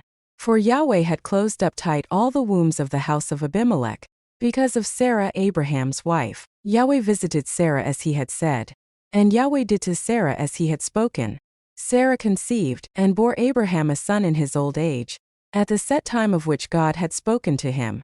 Abraham called his son who was born to him, whom Sarah bore to him, Isaac. Abraham circumcised his son Isaac when he was 8 days old, as God had commanded him. Abraham was 100 years old when his son Isaac was born to him. Sarah said, "God has made me laugh. Everyone who hears will laugh with me." She said, "Who would have said to Abraham that Sarah would nurse children? For I have borne him a son in his old age." The child grew and was weaned. Abraham made a great feast on the day that Isaac was weaned. Sarah saw the son of Hagar the Egyptian, whom she had borne to Abraham, mocking. Therefore she said to Abraham, "Cast out this servant and her son, for the son of this servant will not be heir with my son Isaac." The thing was very grievous in Abraham's sight on account of his son. God said to Abraham, "Don't let it be grievous in your sight because of the boy, and because of your servant. In all that Sarah says to you, listen to her voice, for your offspring will be named through Isaac. I will also make a nation of the son of the servant, because he is your child." Abraham rose up early in the morning, and took bread and a container of water, and gave it to Hagar, putting it on her shoulder, and gave her the child and sent her away. She departed, and wandered in the wilderness of Beersheba. The water in the container was spent, and she put the child under one of the shrubs. She went and sat down opposite him a good way off, about a bow shot away, for she said, "Don't let me see the death of the child." She sat opposite him and lifted up her voice and wept. God heard the voice of the boy. The angel of God called to Hagar out of the sky and said to her, "What troubles you, Hagar? Don't be afraid, for God has heard the voice of the boy where he is. Get up, lift up the boy and hold him with your hand, for I will make him a great nation." God opened her eyes and she saw a well of water. She went, filled the container with water, and gave the boy a drink. God was with the boy and he grew. He lived in the wilderness, and as he grew up, he became an archer. He lived in the wilderness of Paran. His mother got a wife for him out of the land of Egypt. At that time Abimelech and Phicol the captain of his army spoke to Abraham, saying, "God is with you in all that you do. Now therefore swear to me here by God that you will not deal falsely with me, nor with my son, nor with my son's son, But according to the kindness that I have done to you, you shall do to me, and to the land in which you have lived as a foreigner. Abraham said, I will swear. Abraham complained to Abimelech because of a water well, which Abimelech's servants had violently taken away. Abimelech said, I don't know who has done this thing. You didn't tell me, and I didn't hear of it until today. Abraham took sheep and cattle, and gave them to Abimelech. Those two made a covenant. Abraham set 7 ewe lambs of the flock by themselves. Abimelech said to Abraham, What do these 7 ewe lambs which you have set by themselves mean? He said, You shall take these 7 ewe lambs from my hand, that it may be a witness to me, that I have dug this well. Therefore he called that place Beersheba, because they both swore an oath there. So they made a covenant at Beersheba. Abimelech rose up with Phicol, the captain of his army, and they returned into the land of the Philistines. Abraham planted a tamarisk tree in Beersheba, and there he called on the name of Yahweh, the everlasting God. Abraham lived as a foreigner in the land of the Philistines many days. After these things, God tested Abraham and said to him, Abraham. He said, Here I am. He said, Now take your son, your only son Isaac, whom you love, and go into the land of Moriah. Offer him there as a burnt offering on one of the mountains which I will tell you of. Abraham rose early in the morning, and saddled his donkey, and took 2 of his young men with him, and Isaac his son. He split the wood for the burnt offering, and rose up, and went to the place of which God had told him. On the 3rd day Abraham lifted up his eyes, and saw the place far off. Abraham said to his young men, Stay here with the donkey. The boy and I will go over there. We will worship and come back to you. Abraham took the wood of the burnt offering and laid it on Isaac his son. He took in his hand the fire and the knife. They both went together. Isaac spoke to Abraham his father and said, My father. He said, Here I am, my son. He said, Here is the fire and the wood, but where is the lamb for a burnt offering? Abraham said, God will provide himself the lamb for a burnt offering, my son. So they both went together. They came to the place which God had told him of. Abraham built the altar there, and laid the wood in order, bound Isaac his son, and laid him on the altar on the wood. Abraham stretched out his hand, and took the knife to kill his son. Yahweh's angel called to him out of the sky and said, Abraham, Abraham. He said, Here I am. He said, Don't lay your hand on the boy or do anything to him. For now I know that you fear God, since you have not withheld your son, your only son, from me. Abraham lifted up his eyes and looked, and saw that behind him was a ram caught in the thicket by his horns. Abraham went and took the ram, and offered him up for a burnt offering instead of his son. Abraham called the name of that place, Yahweh will provide. As it is said to this day, On Yahweh's mountain it will be provided. Yahweh's angel called to Abraham a second time out of the sky, and said, I have sworn by myself, says Yahweh, because you have done this thing, and have not withheld your son, your only son, that I will bless you greatly, and I will multiply your offspring greatly like the stars of the heavens, and like the sand which is on the seashore. Your offspring will possess the gate of his enemies. All the nations of the earth will be blessed by your offspring, because you have obeyed my voice. So Abraham returned to his young men, and they rose up and went together to Beersheba. Abraham lived at Beersheba. After these things Abraham was told, Behold Milcah, she also has borne children to your brother Nahor, Uzi his firstborn, Buz his brother, Kemuel the father of Aram, Chesed, Hazo, Pildash, Jidlaph and Bethuel. Bethuel became the father of Rebekah. These 8 Milcah bore to Nahor, Abraham's brother.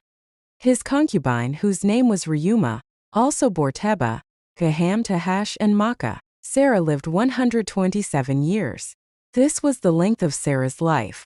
Sarah died in Kiriath Arba, also called Hebron, in the land of Canaan. Abraham came to mourn for Sarah, and to weep for her. Abraham rose up from before his dead and spoke to the children of Het, saying, I am a stranger and a foreigner living with you. Give me a possession of a burying place with you, that I may bury my dead out of my sight. The children of Het answered Abraham, saying to him, Hear us, my lord. You are a prince of God among us. Bury your dead in the best of our tombs. None of us will withhold from you his tomb. Bury your dead." Abraham rose up and bowed himself to the people of the land, to the children of Het. He talked with them, saying, "If you agree that I should bury my dead out of my sight, hear me, and entreat for me to Ephron the son of Zohar, that he may sell me the cave of Machpelah, which he has, which is in the end of his field. For the full price let him sell it to me among you as a possession for a burial place." Now Ephron was sitting in the middle of the children of Het. Ephron the Hittite answered Abraham in the hearing of the children of Het, even of all who went in at the gate of his city, saying, "No, my lord, hear me. I give you the field, and I give you the cave that is in it. In the presence of the children of my people I give it to you. Bury your dead." Abraham bowed himself down before the people of the land. He spoke to Ephron in the audience of the people of the land, saying, "But if you will, please hear me. I will give the price of the field. Take it from me, and I will bury my dead there." Ephron answered Abraham, saying to him, "My lord, listen to me. What is a piece of land worth 400 shekels of silver between me and you? Therefore bury your dead." Abraham listened to Ephron. Abraham weighed to Ephron the silver which he had named in the hearing of the children of Het, 400 shekels of silver, according to the current merchant's standard. So the field of Ephron which was in Machpelah, which was before Mamre, the field, the cave which was in it, and all the trees that were in the field, that were in all of its borders, were deeded to Abraham for a possession in the presence of the children of Het, before all who went in at the gate of his city. After this, Abraham buried Sarah his wife in the cave of the field of Machpelah before Mamre, that is Hebron, in the land of Canaan. The field, and the cave that is in it, were deeded to Abraham by the children of Het as a possession for a burial place. Abraham was old and well advanced in age. Yahweh had blessed Abraham in all things. Abraham said to his servant, the elder of his house, who ruled over all that he had, "Please put your hand under my thigh. I will make you swear by Yahweh, the God of heaven and the God of the earth, that you shall not take a wife for my son of the daughters of the Canaanites, among whom I live. But you shall go to my country, and to my relatives, and take a wife for my son Isaac." The servant said to him, "What if the woman isn't willing to follow me to this land? Must I bring your son again to the land you came from?" Abraham said to him, "Beware that you don't bring my son there again. Yahweh the God of heaven, who took me from my father's house, and from the land of my birth, who spoke to me, and who swore to me, saying, 'I will give this land to your offspring,' he will send his angel before you, and you shall take a wife for my son from there. If the woman isn't willing to follow you, then you shall be clear from this oath to me. Only you shall not bring my son there again." The servant put his hand under the thigh of Abraham his master, and swore to him concerning this matter. The servant took 10 of his master's camels, and departed, having a variety of good things of his master's with him. He arose and went to Mesopotamia to the city of Nahor. He made the camels kneel down outside the city by the well of water at the time of evening, the time that women go out to draw water. He said, "Yahweh, the God of my master Abraham, please give me success today, and show kindness to my master Abraham. Behold, I am standing by the spring of water. The daughters of the men of the city are coming out to draw water. Let it happen that the young lady to whom I will say, 'Please let down your pitcher that I may drink,' then she says, 'Drink, and I will also give your camels a drink.' Let her be the one you have appointed for your servant Isaac. By this I will know that you have shown kindness to my master." Before he had finished speaking, behold, Rebekah came out, who was born to Bethuel the son of Milcah, the wife of Nahor, Abraham's brother, with her pitcher on her shoulder. The young lady was very beautiful to look at, a virgin. No man had known her. She went down to the spring, filled her pitcher, and came up. The servant ran to meet her and said, "Please give me a drink, a little water from your pitcher." She said, "Drink, my lord." She hurried, and let down her pitcher on her hand, and gave him a drink. When she had finished giving him a drink, she said, "I will also draw for your camels until they have finished drinking." She hurried, and emptied her pitcher into the trough, and ran again to the well to draw, and drew for all his camels. The man looked steadfastly at her, remaining silent, to know whether Yahweh had made his journey prosperous or not. As the camels had done drinking, the man took a golden ring of half a shekel weight, and 2 bracelets for her hands of 10 shekels weight of gold, and said, "Whose daughter are you? Please tell me. Is there room in your father's house for us to stay?" She said to him, "I am the daughter of Bethuel the son of Milcah, whom she bore to Nahor." She said moreover to him, "We have both straw and feed enough and room to lodge in." The man bowed his head and worshipped Yahweh. He said, "Blessed be Yahweh, the God of my master Abraham, who has not forsaken his loving kindness and his truth toward my master. As for me, Yahweh has led me on the way to the house of my master's relatives." The young lady ran and told her mother's house about these words. Rebekah had a brother, and his name was Laban. Laban ran out to the man to the spring. When he saw the ring and the bracelets on his sister's hands, and when he heard the words of Rebekah his sister saying, "This is what the man said to me," he came to the man. Behold, he was standing by the camels at the spring. He said, "Come in, you blessed of Yahweh. Why do you stand outside? For I have prepared the house and room for the camels." The man came into the house, and he unloaded the camels. He gave straw and feed for the camels, and water to wash his feet and the feet of the men who were with him. Food was set before him to eat, but he said, "I will not eat until I have told my message." Laban said, "Speak on." He said, "I am Abraham's servant. Yahweh has blessed my master greatly. He has become great. Yahweh has given him flocks and herds, silver and gold, male servants and female servants, and camels and donkeys. Sarah, my master's wife, bore a son to my master when she was old. He has given all that he has to him. My master made me swear, saying, 'You shall not take a wife for my son from the daughters of the Canaanites, in whose land I live, but you shall go to my father's house, and to my relatives, and take a wife for my son.' I asked my master, 'What if the woman will not follow me?' He said to me, 'Yahweh before whom I walk will send his angel with you and prosper your way. You shall take a wife for my son from my relatives, and of my father's house. Then you will be clear from my oath, when you come to my relatives. If they don't give her to you, you shall be clear from my oath.' I came today to the spring and said, 'Yahweh the God of my master Abraham, if now you do prosper my way which I go, behold, I am standing by this spring of water. Let it happen that the maiden who comes out to draw, to whom I will say, "Please give me a little water from your pitcher to drink," then she tells me, "Drink, and I will also draw for your camels." Let her be the woman whom Yahweh has appointed for my master's son." Before I had finished speaking in my heart, behold, Rebekah came out with her pitcher on her shoulder. She went down to the spring and drew. I said to her, "Please let me drink." She hurried and let down her pitcher from her shoulder and said, "Drink, and I will also give your camels a drink." So I drank, and she also gave the camels a drink.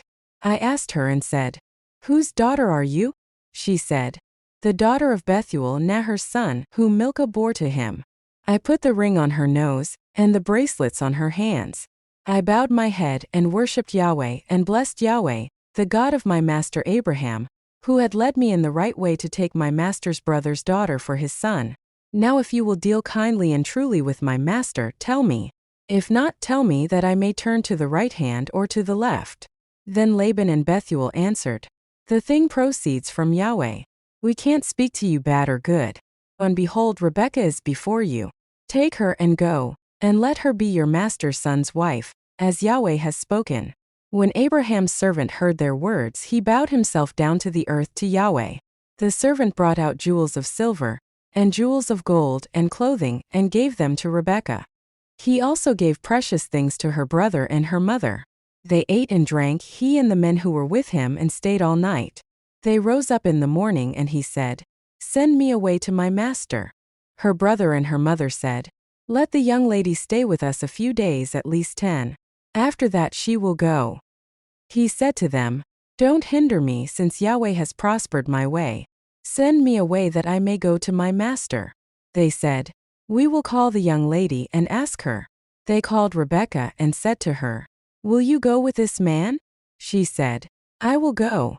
They sent away Rebekah, their sister, with her nurse, Abraham's servant, and his men. They blessed Rebekah and said to her, "Our sister, may you be the mother of thousands of 10,000s, and let your offspring possess the gate of those who hate them." Rebekah arose with her ladies. They rode on the camels and followed the man. The servant took Rebekah and went his way. Isaac came from the way of Beer Lahai Roi, for he lived in the land of the south. Isaac went out to meditate in the field at the evening. He lifted up his eyes and looked. Behold, there were camels coming. Rebekah lifted up her eyes, and when she saw Isaac, she got off the camel. She said to the servant, "Who is the man who is walking in the field to meet us?" The servant said, "It is my master." She took her veil and covered herself. The servant told Isaac all the things that he had done.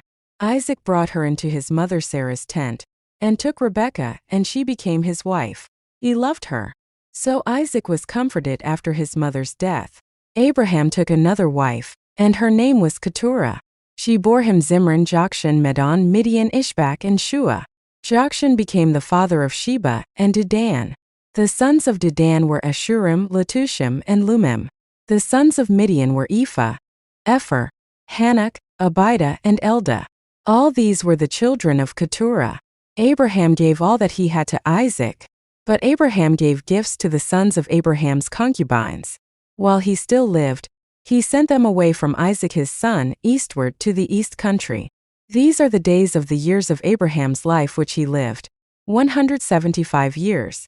Abraham gave up his spirit, and died at a good old age, an old man and full of years, and was gathered to his people. Isaac and Ishmael, his sons, buried him in the cave of Machpelah, in the field of Ephron, the son of Zohar the Hittite, which is near Mamre, the field which Abraham purchased from the children of Het. Abraham was buried there with Sarah, his wife. After the death of Abraham, God blessed Isaac his son. Isaac lived by Beer Lahai Roi. Now this is the history of the generations of Ishmael, Abraham's son, whom Hagar the Egyptian, Sarah's servant, bore to Abraham. These are the names of the sons of Ishmael by their names according to the order of their birth. The firstborn of Ishmael, Nebaioth, then Kedar, Adbeel, Mibsam, Mishma, Duma, Massa, Hadad, Tema, Jetur, Naphish, and Kedemah.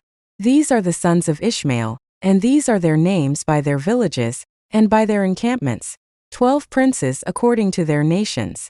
These are the years of the life of Ishmael, 137 years. He gave up his spirit and died, and was gathered to his people. They lived from Havilah to Shur, that is before Egypt, as you go toward Assyria. He lived opposite all his relatives. This is the history of the generations of Isaac, Abraham's son. Abraham became the father of Isaac. Isaac was 40 years old when he took Rebekah, the daughter of Bethuel the Syrian of Paddan Aram, the sister of Laban the Syrian, to be his wife. Isaac entreated Yahweh for his wife, because she was barren. Yahweh was entreated by him, and Rebekah his wife conceived. The children struggled together within her. She said, "If it is like this, why do I live?" She went to inquire of Yahweh. Yahweh said to her, "2 nations are in your womb. 2 peoples will be separated from your body. The one people will be stronger than the other people. The elder will serve the younger." When her days to be delivered were fulfilled, behold, there were twins in her womb. The first came out red all over like a hairy garment. They named him Esau. After that, his brother came out, and his hand had hold on Esau's heel. He was named Jacob. Isaac was 60 years old when she bore them. The boys grew. Esau was a skillful hunter, a man of the field. Jacob was a quiet man living in tents. Now Isaac loved Esau because he ate his venison. Rebekah loved Jacob. Jacob boiled stew. Esau came in from the field, and he was famished. Esau said to Jacob, "Please feed me with some of that red stew, for I am famished." Therefore his name was called Edom. Jacob said, "First sell me your birthright." Esau said, "Behold, I am about to die. What good is the birthright to me?" Jacob said, "Swear to me first." He swore to him. He sold his birthright to Jacob.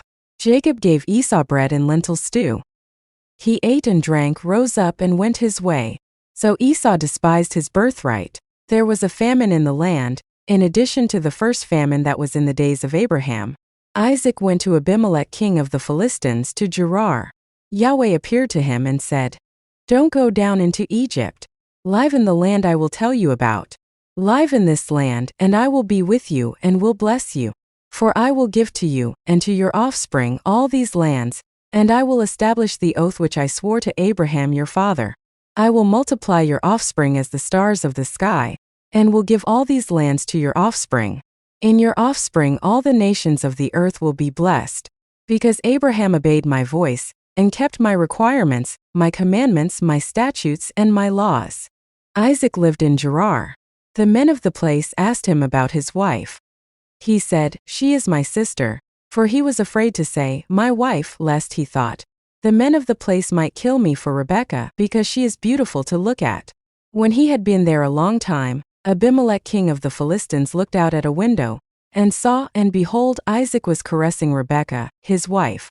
Abimelech called Isaac and said, "Behold, surely she is your wife. Why did you say, 'She is my sister'?" Isaac said to him, "Because I said, 'Lest I die because of her.'" Abimelech said, "What is this you have done to us?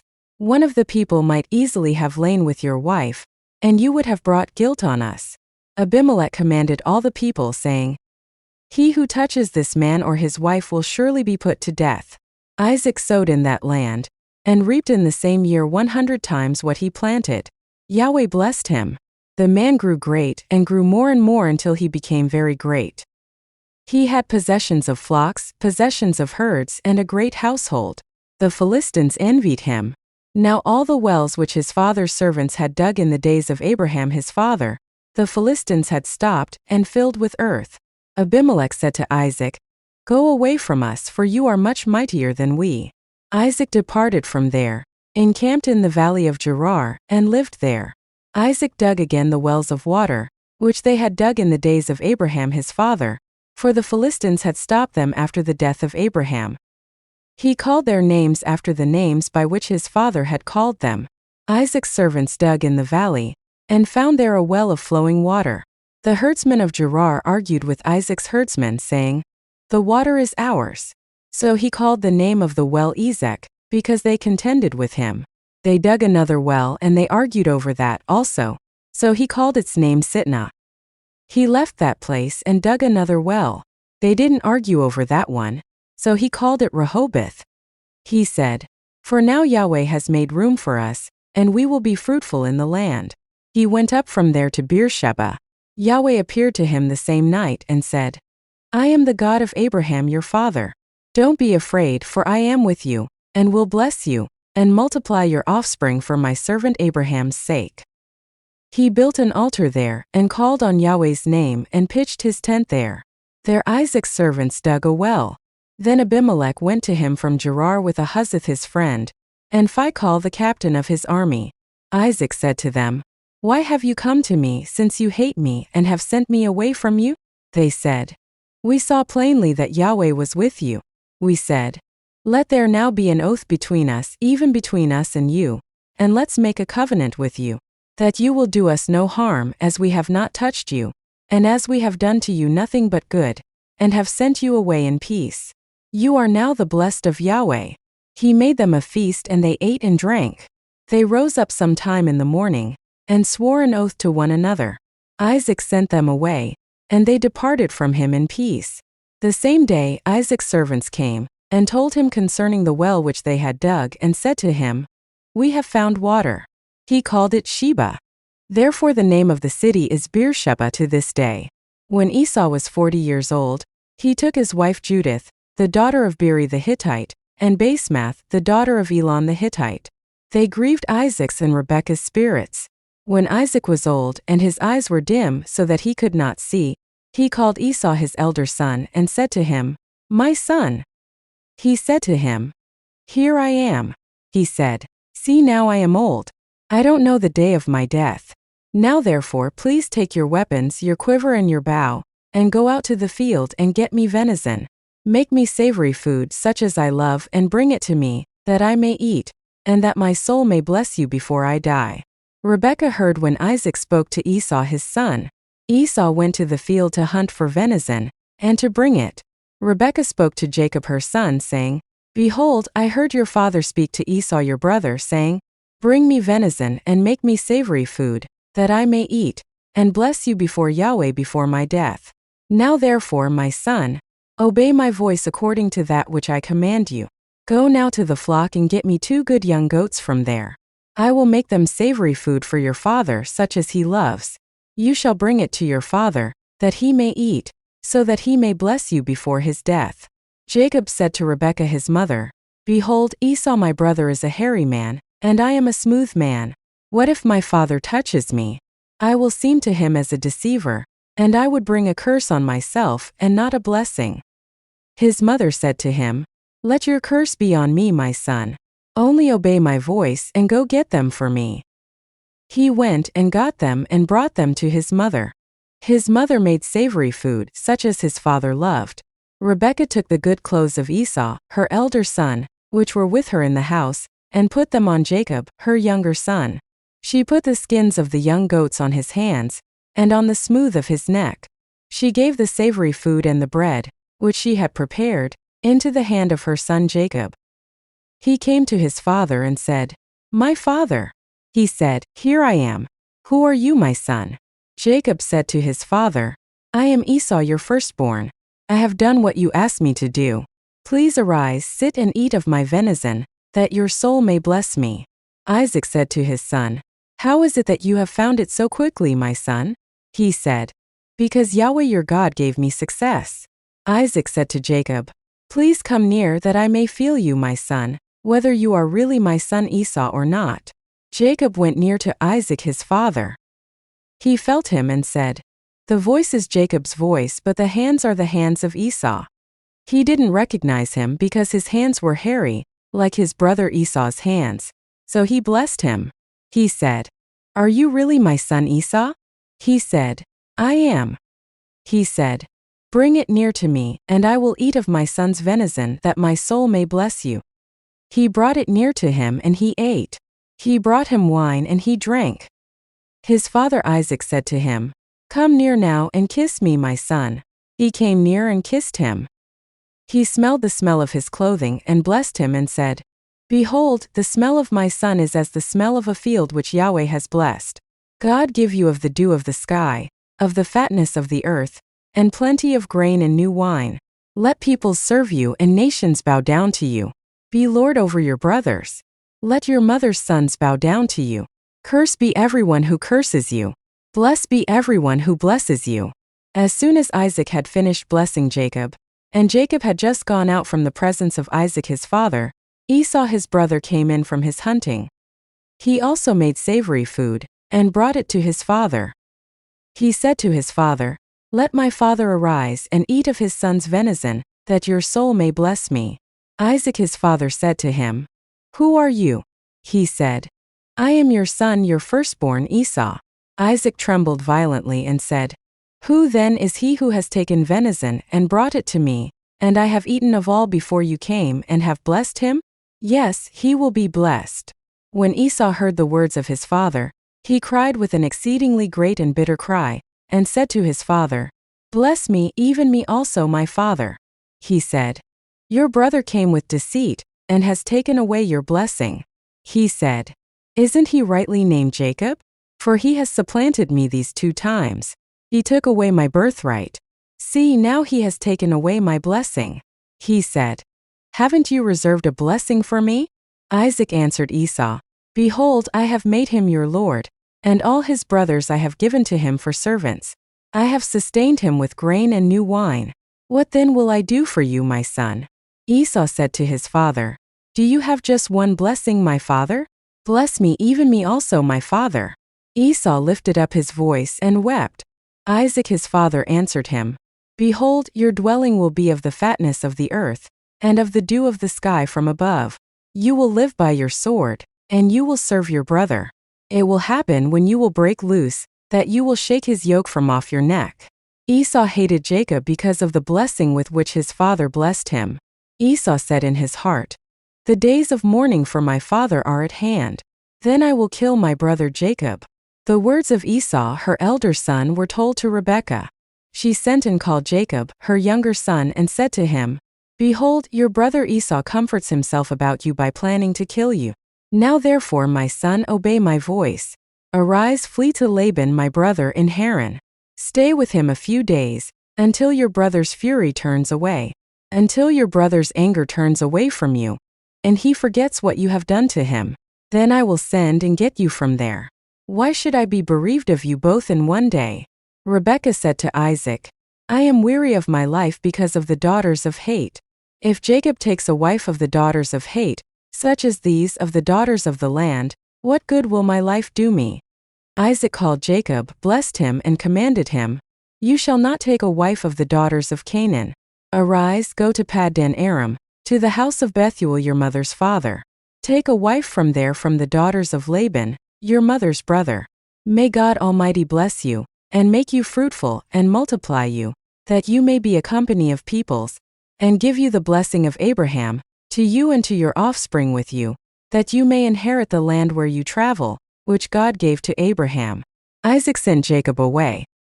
He went to Paddan Aram to Laban, son of Bethuel the Syrian, the brother of Rebekah, Jacob's and Esau's mother. Now Esau saw that Isaac had blessed Jacob and sent him away to Paddan Aram, to take him a wife from there, and that as he blessed him he gave him a command, saying, "You shall not take a wife of the daughters of Canaan." And that Jacob obeyed his father and his mother, and was gone to Paddan Aram. Esau saw that the daughters of Canaan didn't please Isaac, his father. So Esau went to Ishmael, and took, in addition to the wives that he had, Mahalath the daughter of Ishmael, Abraham's son, the sister of Nebaioth, to be his wife. Jacob went out from Beersheba and went toward Haran. He came to a certain place and stayed there all night because the sun had set. He took one of the stones of the place and put it under his head, and lay down in that place to sleep. He dreamed and saw a stairway set upon the earth, and its top reached to heaven. Behold, the angels of God were ascending and descending on it. Behold, Yahweh stood above it and said, "I am Yahweh, the God of Abraham your father, and the God of Isaac. I will give the land you lie on to you and to your offspring. Your offspring will be as the dust of the earth, and you will spread abroad to the west, and to the east, and to the north, and to the south. In you and in your offspring, all the families of the earth will be blessed. Behold, I am with you and will keep you wherever you go, and will bring you again into this land. For I will not leave you until I have done that which I have spoken of to you." Jacob awakened out of his sleep, and he said, "Surely Yahweh is in this place, and I didn't know it." He was afraid and said, "How awesome this place is! This is none other than God's house, and this is the gate of heaven." Jacob rose up early in the morning, and took the stone that he had put under his head, and set it up for a pillar, and poured oil on its top. He called the name of that place Bethel, but the name of the city was Luz at the first. Jacob vowed a vow, saying, "If God will be with me, and will keep me in this way that I go, and will give me bread to eat and clothing to put on, so that I come again to my father's house in peace, and Yahweh will be my God, then this stone which I have set up for a pillar will be God's house. Of all that you will give me I will surely give a tenth to you." Then Jacob went on his journey, and came to the land of the children of the east. He looked and saw a well in the field, and saw 3 flocks of sheep lying there by it. For out of that well they watered the flocks. The stone on the well's mouth was large. There all the flocks were gathered. They rolled the stone from the well's mouth and watered the sheep, and put the stone back on the well's mouth in its place. Jacob said to them, "My relatives, where are you from?" They said, "We are from Haran." He said to them, "Do you know Laban the son of Nahor?" They said, "We know him." He said to them, "Is it well with him?" They said, "It is well. See, Rachel his daughter is coming with the sheep." He said, "Behold, it is still the middle of the day, not time to gather the livestock together. Water the sheep and go and feed them." They said, "We can't until all the flocks are gathered together, and they roll the stone from the well's mouth. Then we will water the sheep." While he was yet speaking with them, Rachel came with her father's sheep, for she kept them. When Jacob saw Rachel the daughter of Laban, his mother's brother, and the sheep of Laban, his mother's brother, Jacob went near, and rolled the stone from the well's mouth, and watered the flock of Laban his mother's brother. Jacob kissed Rachel and lifted up his voice and wept. Jacob told Rachel that he was her father's relative, and that he was Rebekah's son. She ran and told her father. When Laban heard the news of Jacob, his sister's son, He ran to meet Jacob and embraced him and kissed him and brought him to his house. Jacob told Laban all these things. Laban said to him, "Surely you are my bone and my flesh." Jacob stayed with him for a month. Laban said to Jacob, "Because you are my relative, should you therefore serve me for nothing? Tell me, what will your wages be?" Laban had 2 daughters. The name of the elder was Leah, and the name of the younger was Rachel. Leah's eyes were weak, but Rachel was beautiful in form and attractive. Jacob loved Rachel. He said, "I will serve you 7 years for Rachel, your younger daughter." Laban said, "It is better that I give her to you, than that I should give her to another man. Stay with me." Jacob served 7 years for Rachel. They seemed to him but a few days, for the love he had for her. Jacob said to Laban, "Give me my wife, for my days are fulfilled, that I may go in to her." Laban gathered together all the men of the place and made a feast. In the evening, he took Leah his daughter, and brought her to Jacob. He went in to her. Laban gave Zilpah his servant to his daughter Leah for a servant. In the morning, behold, it was Leah.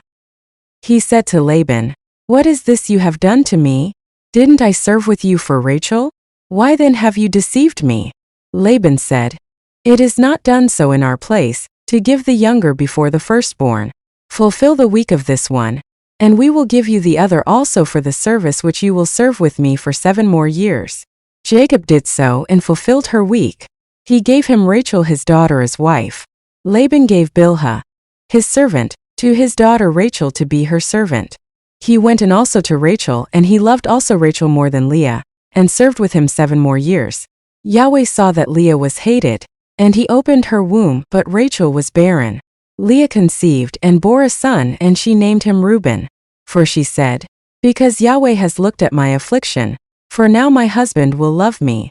She conceived again and bore a son and said, "Because Yahweh has heard that I am hated, he has therefore given me this son also." She named him Simeon.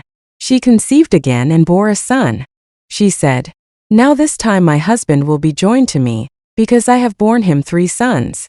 Therefore his name was called Levi. She conceived again and bore a son.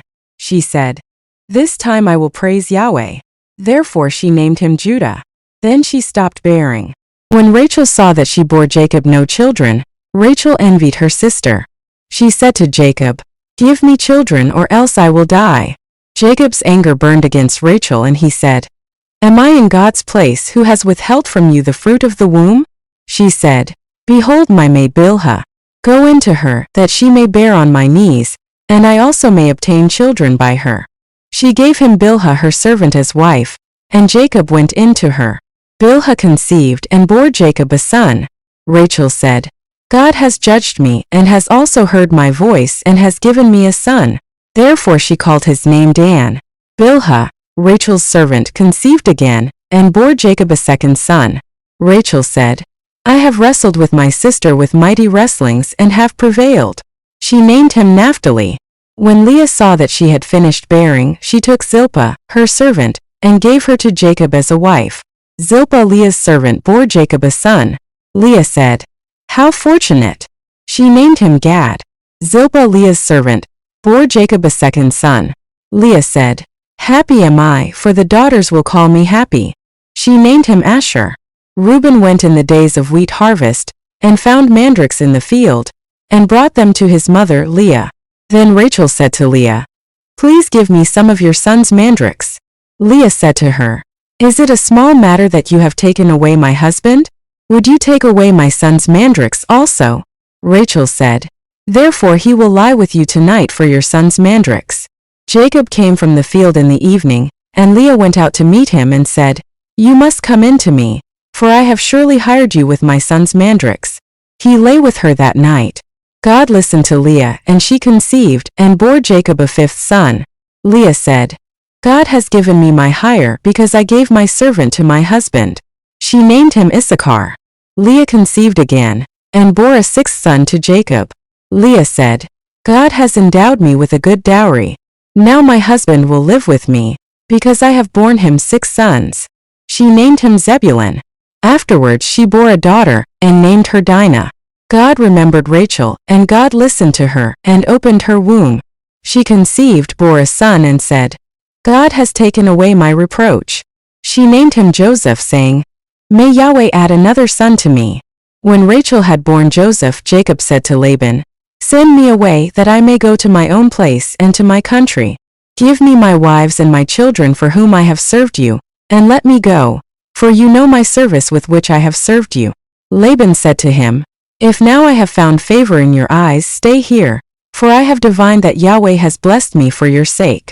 He said, Appoint me your wages, and I will give it. Jacob said to him, You know how I have served you, and how your livestock have fared with me. For it was little which you had before I came, and it has increased to a multitude. Yahweh has blessed you wherever I turned. Now when will I provide for my own house also? Laban said, What shall I give you? Jacob said, You shall not give me anything. If you will do this thing for me, I will again feed your flock and keep it. I will pass through all your flock today, removing from there every speckled and spotted one, and every black one among the sheep, and the spotted and speckled among the goats. This will be my hire. So my righteousness will answer for me hereafter, when you come concerning my hire that is before you. Every one that is not speckled and spotted among the goats, and black among the sheep, that might be with me, will be considered stolen. Laban said, Behold, let it be according to your word. That day, he removed the male goats that were streaked and spotted, and all the female goats that were speckled and spotted, every one that had white in it, and all the black ones among the sheep, and gave them into the hand of his sons. He set 3 days' journey between himself and Jacob fed the rest of Laban's flocks. Jacob took to himself rods of fresh poplar, almond and plane tree, peeled white streaks in them, and made the white appear which was in the rods.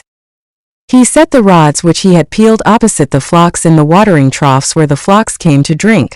They conceived when they came to drink. The flocks conceived before the rods, and the flocks produced streaked, speckled, and spotted. Jacob separated the lambs, and set the faces of the flocks toward the streaked and all the black in Laban's flock. He put his own droves apart, and didn't put them into Laban's flock. Whenever the stronger of the flock conceived, Jacob laid the rods in front of the eyes of the flock in the watering troughs, that they might conceive among the rods. But when the flock were feeble, he didn't put them in. So the feebler were Laban's, and the stronger Jacob's. The man increased exceedingly, and had large flocks, female servants and male servants, and camels and donkeys. Jacob heard Laban's son's words, saying, Jacob has taken away all that was our father's. He has obtained all this wealth from that which was our father's. Jacob saw the expression on Laban's face, and behold, it was not toward him as before. Yahweh said to Jacob, Return to the land of your fathers, and to your relatives, and I will be with you. Jacob sent and called Rachel and Leah to the field to his flock, and said to them, I see the expression on your father's face, that it is not toward me as before, but the God of my father has been with me. You know that I have served your father with all of my strength. Your father has deceived me, and changed my wages 10 times, but God didn't allow him to hurt me. If he said, The speckled will be your wages, then all the flock bore speckled. If he said, The streaked will be your wages, then all the flock bore streaked. Thus God has taken away your father's livestock, and given them to me. During mating season I lifted up my eyes and saw in a dream, and behold, the male goats which leaped on the flock were streaked, speckled, and grizzled. The angel of God said to me in the dream, Jacob, and I said, Here I am. He said, Now lift up your eyes, and behold, all the male goats which leap on the flock are streaked, speckled, and grizzled, for I have seen all that Laban does to you. I am the God of Bethel, where you anointed a pillar, where you vowed a vow to me. Now arise, get out from this land, and return to the land of your birth. Rachel and Leah answered him, Is there yet any portion or inheritance for us in our father's house? Aren't we considered as foreigners by him? For he has sold us and has also used up our money. For all the riches which God has taken away from our father are ours and our children's. Now then, whatever God has said to you, do. Then Jacob rose up, and set his sons and his wives on the camels, and he took away all his livestock, and all his possessions which he had gathered, including the livestock which he had gained in Paddan Aram, to go to Isaac his father, to the land of Canaan. Now Laban had gone to shear his sheep, and Rachel stole the teraphim that were her father's. Jacob deceived Laban the Syrian, in that he didn't tell him that he was running away, so he fled with all that he had. He rose up, passed over the river, and set his face toward the mountain of Gilead. Laban was told on the third day that Jacob had fled. He took his relatives with him, and pursued him 7 days' journey. He overtook him in the mountain of Gilead. God came to Laban the Syrian in a dream of the night and said to him, "Be careful that you don't speak to Jacob either good or bad." Laban caught up with Jacob. Now Jacob had pitched his tent in the mountain, and Laban with his relatives encamped in the mountain of Gilead. Laban said to Jacob, "What have you done that you have deceived me, and carried away my daughters like captives of the sword? Why did you flee secretly and deceive me and didn't tell me, that I might have sent you away with mirth and with songs, with tambourine and with harp, and didn't allow me to kiss my sons and my daughters? Now have you done foolishly. It is in the power of my hand to hurt you, but the God of your father spoke to me last night, saying, 'Be careful that you don't speak to Jacob either good or bad.' Now you want to be gone, because you greatly longed for your father's house, but why have you stolen my gods?" Jacob answered Laban, "Because I was afraid, for I said, 'Lest you should take your daughters from me by force.' Anyone you find your gods with shall not live. Before our relatives, discern what is yours with me, and take it." For Jacob didn't know that Rachel had stolen them. Laban went into Jacob's tent, into Leah's tent, and into the tent of the 2 female servants, but he didn't find them. He went out of Leah's tent, and entered into Rachel's tent. Now Rachel had taken the teraphim, put them in the camel's saddle, and sat on them. Laban felt around all the tent, but didn't find them. She said to her father, "Don't let my lord be angry that I can't rise up before you, for I'm having my period." He searched but didn't find the teraphim. Jacob was angry and argued with Laban. Jacob answered Laban, "What is my trespass? What is my sin that you have hotly pursued me? Now that you have felt around in all my stuff, what have you found of all your household stuff? Set it here before my relatives and your relatives, that they may judge between us two. These 20 years I have been with you. Your ewes and your female goats have not cast their young, and I haven't eaten the rams of your flocks. That which was torn of animals I didn't bring to you. I bore its loss. Of my hand you required it, whether stolen by day or stolen by night. This was my situation. In the day the drought consumed me, and the frost by night, and my sleep fled from my eyes. These 20 years I have been in your house. I served you 14 years for your 2 daughters, and 6 years for your flock, and you have changed my wages 10 times. Unless the God of my father, the God of Abraham, and the fear of Isaac, had been with me, surely now you would have sent me away empty. God has seen my affliction and the labor of my hands, and rebuked you last night." Laban answered Jacob, "The daughters are my daughters, the children are my children, the flocks are my flocks, and all that you see is mine. What can I do today to these my daughters, or to their children whom they have borne? Now come, let's make a covenant, you and I. Let it be for a witness between me and you." Jacob took a stone and set it up for a pillar. Jacob said to his relatives, "Gather stones." They took stones and made a heap. They ate there by the heap. Laban called it Jegar-sahadutha, but Jacob called it Galeed. Laban said, "This heap is witness between me and you today." Therefore it was named Galeed. And Mizpah, for he said, "Yahweh watch between me and you, when we are absent one from another. If you afflict my daughters, or if you take wives in addition to my daughters, no man is with us. Behold, God is witness between me and you." Laban said to Jacob, "See this heap and see the pillar which I have set between me and you. May this heap be a witness and the pillar be a witness, that I will not pass over this heap to you, and that you will not pass over this heap and this pillar to me for harm. The God of Abraham and the God of Nahor, the God of their father, judge between us." Then Jacob swore by the fear of his father Isaac. Jacob offered a sacrifice in the mountain, and called his relatives to eat bread. They ate bread and stayed all night in the mountain. Early in the morning Laban rose up, and kissed his sons and his daughters and blessed them. Laban departed and returned to his place. Jacob went on his way, and the angels of God met him.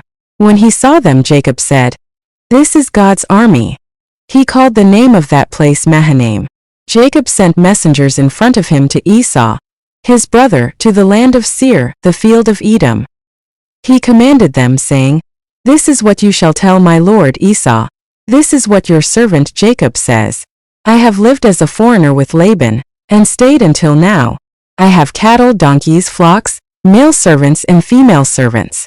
I have sent to tell my lord, that I may find favor in your sight." The messengers returned to Jacob, saying, "We came to your brother Esau. He is coming to meet you, and 400 men are with him." Then Jacob was greatly afraid and was distressed. He divided the people who were with him, along with the flocks, the herds and the camels, into 2 companies. He said, "If Esau comes to the one company and strikes it, then the company which is left will escape."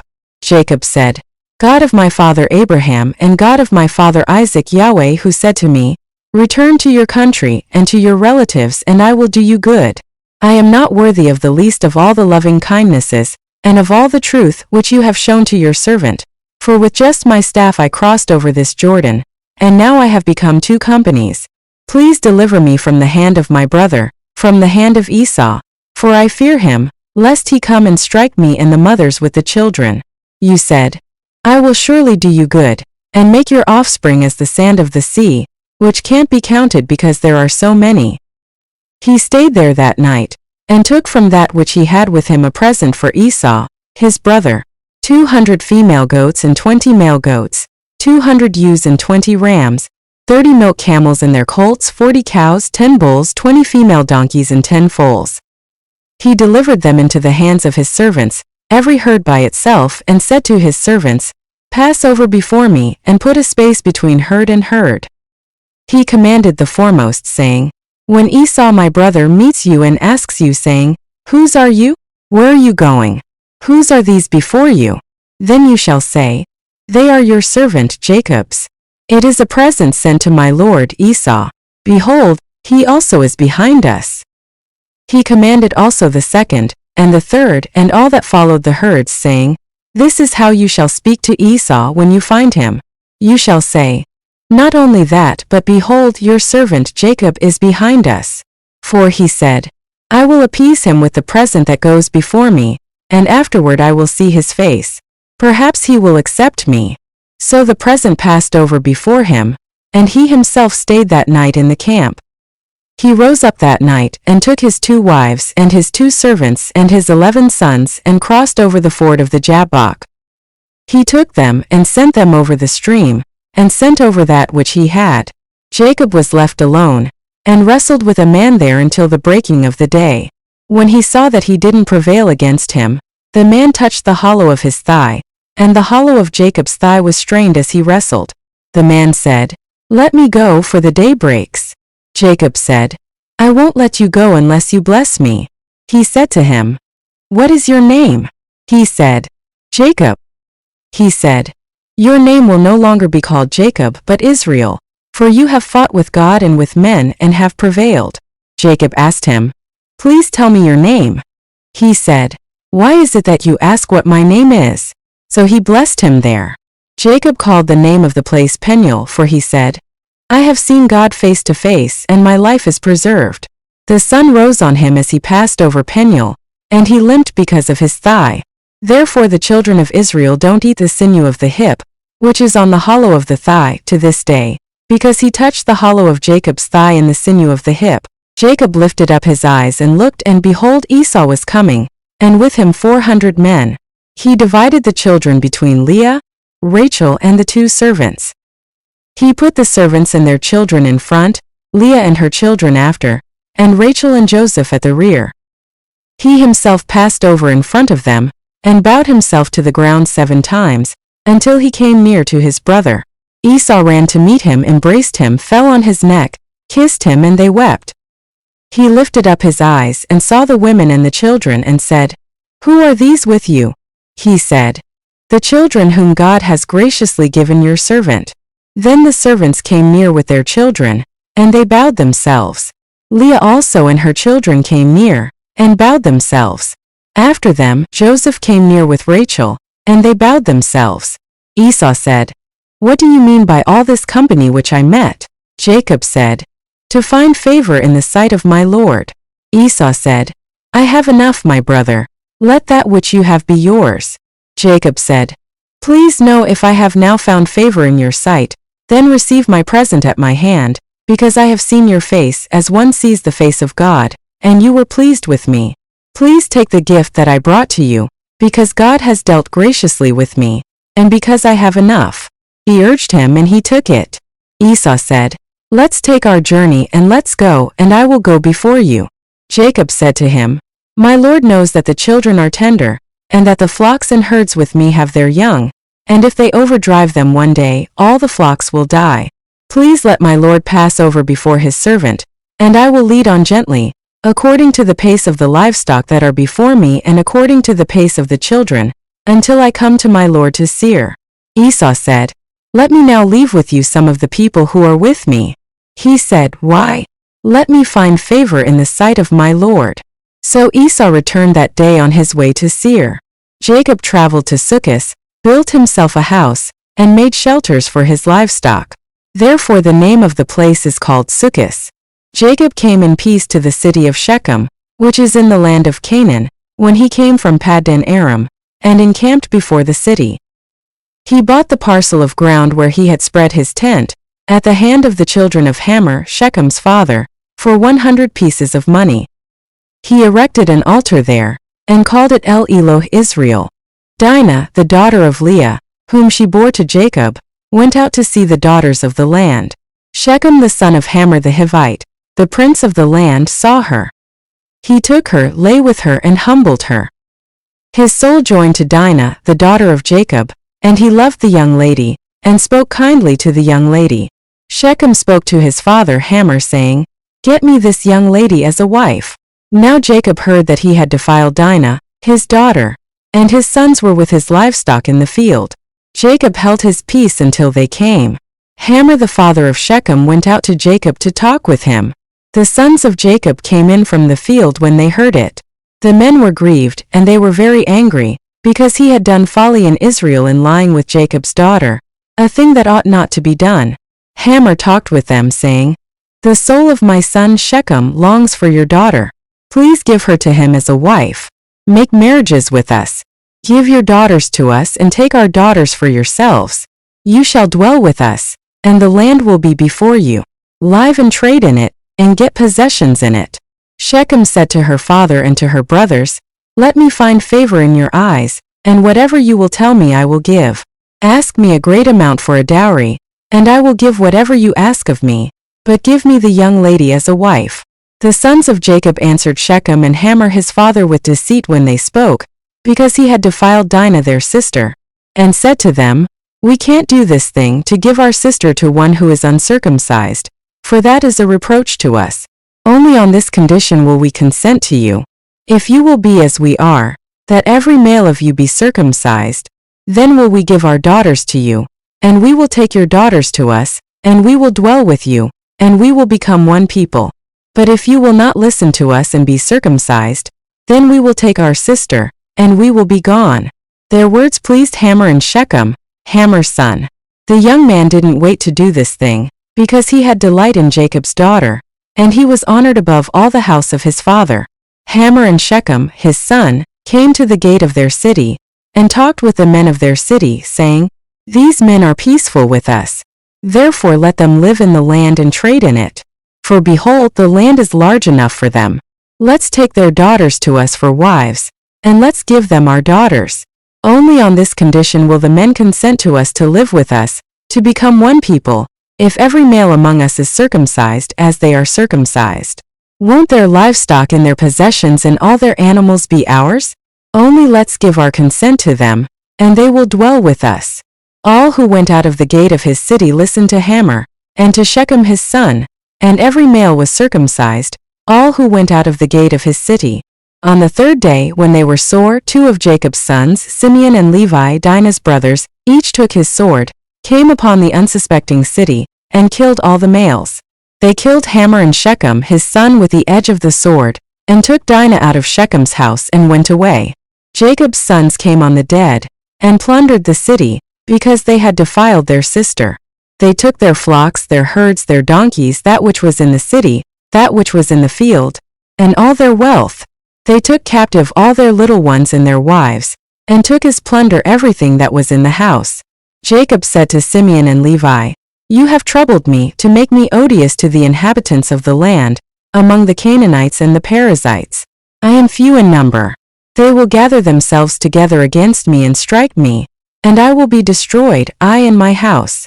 They said, "Should he deal with our sister as with a prostitute?" God said to Jacob, "Arise, go up to Bethel and live there. Make there an altar to God, who appeared to you when you fled from the face of Esau your brother." Then Jacob said to his household and to all who were with him, "Put away the foreign gods that are among you, purify yourselves and change your garments. Let's arise and go up to Bethel. I will make there an altar to God, who answered me in the day of my distress, and was with me on the way which I went." They gave to Jacob all the foreign gods which were in their hands, and the rings which were in their ears, and Jacob hid them under the oak which was by Shechem. They traveled, and a terror of God was on the cities that were around them, and they didn't pursue the sons of Jacob. So Jacob came to Luz, that is Bethel, which is in the land of Canaan, he and all the people who were with him. He built an altar there, and called the place El Beth-El, because their God was revealed to him, when he fled from the face of his brother. Deborah, Rebekah's nurse, died, and she was buried below Bethel under the oak, and its name was called Allon-Bacuth. God appeared to Jacob again, when he came from Paddan Aram, and blessed him. God said to him, "Your name is Jacob. Your name shall not be Jacob any more, but your name will be Israel." He named him Israel. God said to him, "I am God Almighty. Be fruitful and multiply. A nation and a company of nations will be from you, and kings will come out of your body. The land which I gave to Abraham and Isaac, I will give it to you, and to your offspring after you I will give the land." God went up from him in the place where he spoke with him. Jacob set up a pillar in the place where he spoke with him, a pillar of stone. He poured out a drink offering on it and poured oil on it. Jacob called the name of the place where God spoke with him, Bethel. They traveled from Bethel. There was still some distance to come to Ephrath, and Rachel travailed. She had hard labor. When she was in hard labor, the midwife said to her, "Don't be afraid, for now you will have another son." As her soul was departing, for she died, she named him Benoni, but his father named him Benjamin. Rachel died, and was buried on the way to Ephrath, also called Bethlehem. Jacob set up a pillar on her grave. The same is the pillar of Rachel's grave to this day. Israel traveled, and spread his tent beyond the tower of Eder. While Israel lived in that land, Reuben went and lay with Bilhah, his father's concubine, and Israel heard of it. Now the sons of Jacob were 12. The sons of Leah: Reuben, Jacob's firstborn, Simeon, Levi, Judah, Issachar, and Zebulun. The sons of Rachel: Joseph and Benjamin. The sons of Bilhah: Rachel's servant Dan and Naphtali. The sons of Zilpah: Leah's servant Gad and Asher. These are the sons of Jacob, who were born to him in Paddan Aram. Jacob came to Isaac his father to Mamre to Kiriath Arba, which is Hebron, where Abraham and Isaac lived as foreigners. The days of Isaac were 180 years. Isaac gave up the spirit and died, and was gathered to his people, old and full of days. Esau and Jacob, his sons, buried him. Now this is the history of the generations of Esau, that is, Edom. Esau took his wives from the daughters of Canaan: Adah the daughter of Elon the Hittite, and Oholibamah the daughter of Anna, the daughter of Zibeon the Hivite, and Basemath Ishmael's daughter, sister of Nebaioth. Adah bore to Esau Eliphaz. Basemath bore Ruel. Oholibamah bore Jush, Jalem, and Korah. These are the sons of Esau, who were born to him in the land of Canaan. Esau took his wives, his sons, his daughters, and all the members of his household, with his livestock, all his animals, and all his possessions, which he had gathered in the land of Canaan, and went into a land away from his brother Jacob. For their substance was too great for them to dwell together, and the land of their travels couldn't bear them because of their livestock. Esau lived in the hill country of Seir. Esau is Edom. This is the history of the generations of Esau, the father of the Edomites in the hill country of Seir. These are the names of Esau's sons: Eliphaz, the son of Adah, the wife of Esau, and Ruel the son of Basemath the wife of Esau. The sons of Eliphaz were Taman, Omar, Zepho, and Gatam and Kenaz. Timnah was concubine to Eliphaz, Esau's son, and she bore to Eliphaz Amalek. These are the descendants of Adah, Esau's wife. These are the sons of Ruel, Nahath, Zerah, Shammah, and Mizah. These were the descendants of Basemath, Esau's wife. These were the sons of Oholibamah, the daughter of Anah, the daughter of Zibeon, Esau's wife. She bore to Esau Jush, Jalam, and Korah. These are the chiefs of the sons of Esau. The sons of Eliphaz the firstborn of Esau: Chief Taman, Chief Omar, Chief Zepho, Chief Kenaz, Chief Korah, Chief Gatam, Chief Amalek. These are the chiefs who came of Eliphaz in the land of Edom. These are the sons of Adah. These are the sons of Ruel, Esau's son: Chief Nahath, Chief Zerah, Chief Shammah, Chief Mizah. These are the chiefs who came of Ruel in the land of Edom. These are the sons of Basemath, Esau's wife. These are the sons of Oholibamah, Esau's wife: Chief Jush, Chief Jalam, Chief Korah.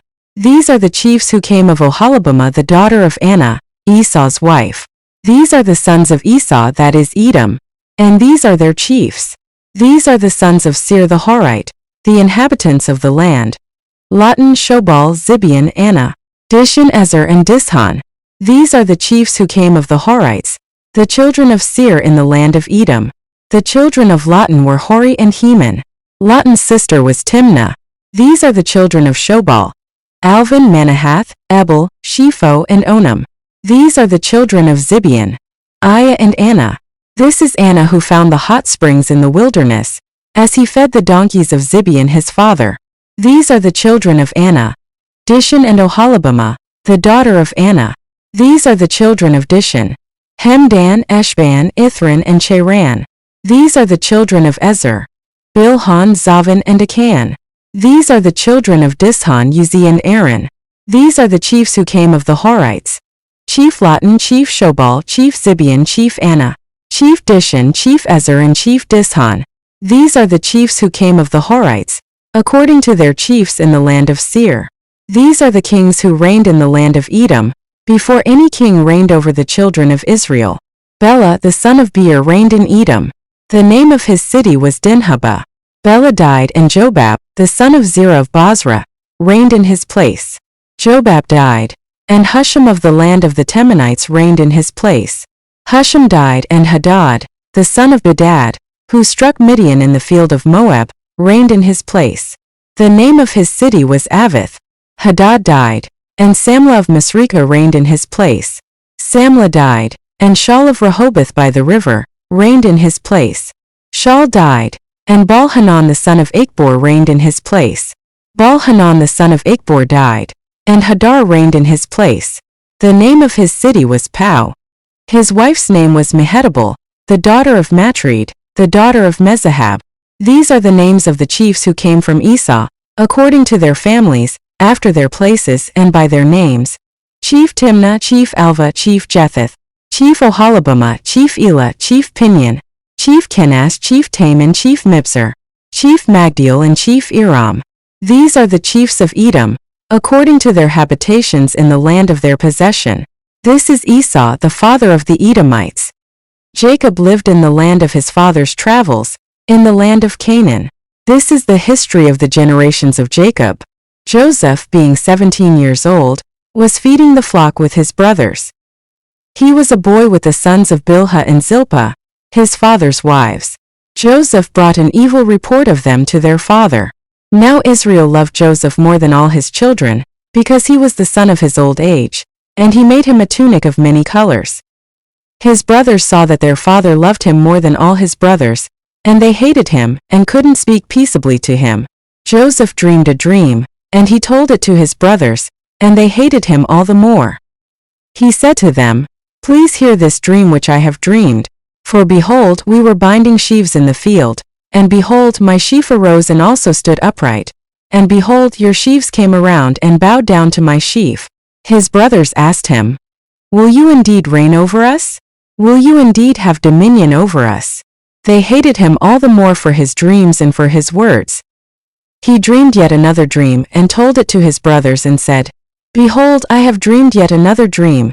and behold, the sun and the moon and 11 stars bowed down to me. He told it to his father and to his brothers. His father rebuked him and said to him, What is this dream that you have dreamed? Will I and your mother and your brothers indeed come to bow ourselves down to the earth before you? His brothers envied him, but his father kept this saying in mind. His brothers went to feed their father's flock in Shechem. Israel said to Joseph, Aren't your brothers feeding the flock in Shechem? Come, and I will send you to them. He said to him, Here I am. He said to him, Go now, see whether it is well with your brothers and well with the flock, and bring me word again. So he sent him out of the valley of Hebron, and he came to Shechem. A certain man found him, and behold, he was wandering in the field. The man asked him, What are you looking for? He said, I am looking for my brothers. Tell me please where they are feeding the flock. The man said, They have left here, for I heard them say, Let's go to Dothan. Joseph went after his brothers, and found them in Dothan.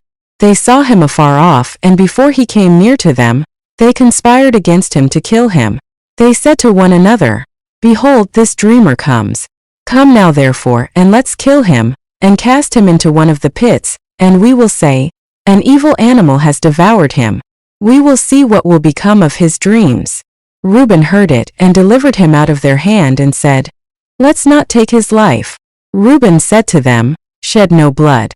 Throw him into this pit that is in the wilderness, but lay no hand on him, that he might deliver him out of their hand, to restore him to his father. When Joseph came to his brothers, they stripped Joseph of his tunic, the tunic of many colors that was on him, and they took him and threw him into the pit. The pit was empty. There was no water in it. They sat down to eat bread, and they lifted up their eyes and looked, and saw a caravan of Ishmaelites was coming from Gilead, with their camels bearing spices and balm and myrrh, going to carry it down to Egypt. Judah said to his brothers, What profit is it if we kill our brother and conceal his blood? Come and let's sell him to the Ishmaelites, and not let our hand be on him, for he is our brother, our flesh. His brothers listened to him. Midianites who were merchants passed by, and they drew and lifted up Joseph out of the pit, and sold Joseph to the Ishmaelites for 20 pieces of silver. The merchants brought Joseph into Egypt. Reuben returned to the pit, and saw that Joseph wasn't in the pit, and he tore his clothes. He returned to his brothers and said, The child is no more, and where will I go? They took Joseph's tunic and killed a male goat, and dipped the tunic in the blood. They took the tunic of many colors, and they brought it to their father and said, We have found this. Examine it now, and see if it is your son's tunic or not. He recognized it and said, It is my son's tunic. An evil animal has devoured him. Joseph is without doubt torn in pieces. Jacob tore his clothes and put sackcloth on his waist, and mourned for his son many days. All his sons and all his daughters rose up to comfort him, but he refused to be comforted. He said, For I will go down to Sheol to my son mourning. His father wept for him. The Midianites sold him into Egypt to Potiphar, an officer of Pharaoh's, the captain of the guard. At that time Judah went down from his brothers, and visited a certain Adullamite, whose name was Hira. There Judah saw the daughter of a certain Canaanite man named Shua. He took her and went in to her. She conceived and bore a son, and he named him Er. She conceived again and bore a son, and she named him Onan. She yet again bore a son and named him Shelah. He was at Chezib when she bore him. Judah took a wife for Er, his firstborn, and her name was Tamar. Judah's firstborn, was wicked in Yahweh's sight, so Yahweh killed him. Judah said to Onan, Go in to your brother's wife and perform the duty of a husband's brother to her, and raise up offspring for your brother. Onan knew that the offspring wouldn't be his, and when he went in to his brother's wife, he spilled his semen on the ground, lest he should give offspring to his brother. The thing which he did was evil in Yahweh's sight, and he killed him also. Then Judah said to Tamar his daughter-in-law, Remain a widow in your father's house until Shelah my son is grown up, for he said, Lest he also die like his brothers. Tamar went and lived in her father's house. After many days Shua's daughter the wife of Judah died. Judah was comforted, and went up to his sheep shearers to Timnah. he and his friend Hira the Adullamite. Tamar was told, "Behold, your father-in-law is going up to Timnah to shear his sheep." She took off the garments of her widowhood, and covered herself with her veil, and wrapped herself, and sat in the gate of Enaim, which is on the way to Timnah. For she saw that Shelah was grown up, and she wasn't given to him as a wife. When Judah saw her, he thought that she was a prostitute, for she had covered her face. He turned to her by the way and said, "Please come, let me come in to you," for he didn't know that she was his daughter-in-law. She said, "What will you give me that you may come in to me?" He said, "I will send you a young goat from the flock." She said, "Will you give me a pledge until you send it?" He said, "What pledge will I give you?" She said, "Your signet and your cord, and your staff that is in your hand." He gave them to her, and came in to her, and she conceived by him. She arose and went away, and put off her veil from her, and put on the garments of her widowhood. Judah sent the young goat by the hand of his friend, the Adullamite, to receive the pledge from the woman's hand, but he didn't find her. Then he asked the men of her place, saying, "Where is the prostitute that was at Enaim by the road?" They said, "There has been no prostitute here." He returned to Judah and said, "I haven't found her." And also the men of the place said, "There has been no prostitute here." Judah said, "Let her keep it, lest we be shamed. Behold, I sent this young goat, and you haven't found her." About 3 months later Judah was told, "Tamar your daughter-in-law has played the prostitute. Moreover, behold, she is with child by prostitution." Judah said, "Bring her out and let her be burned." When she was brought out, she sent to her father-in-law, saying, "I am with child by the man who owns these."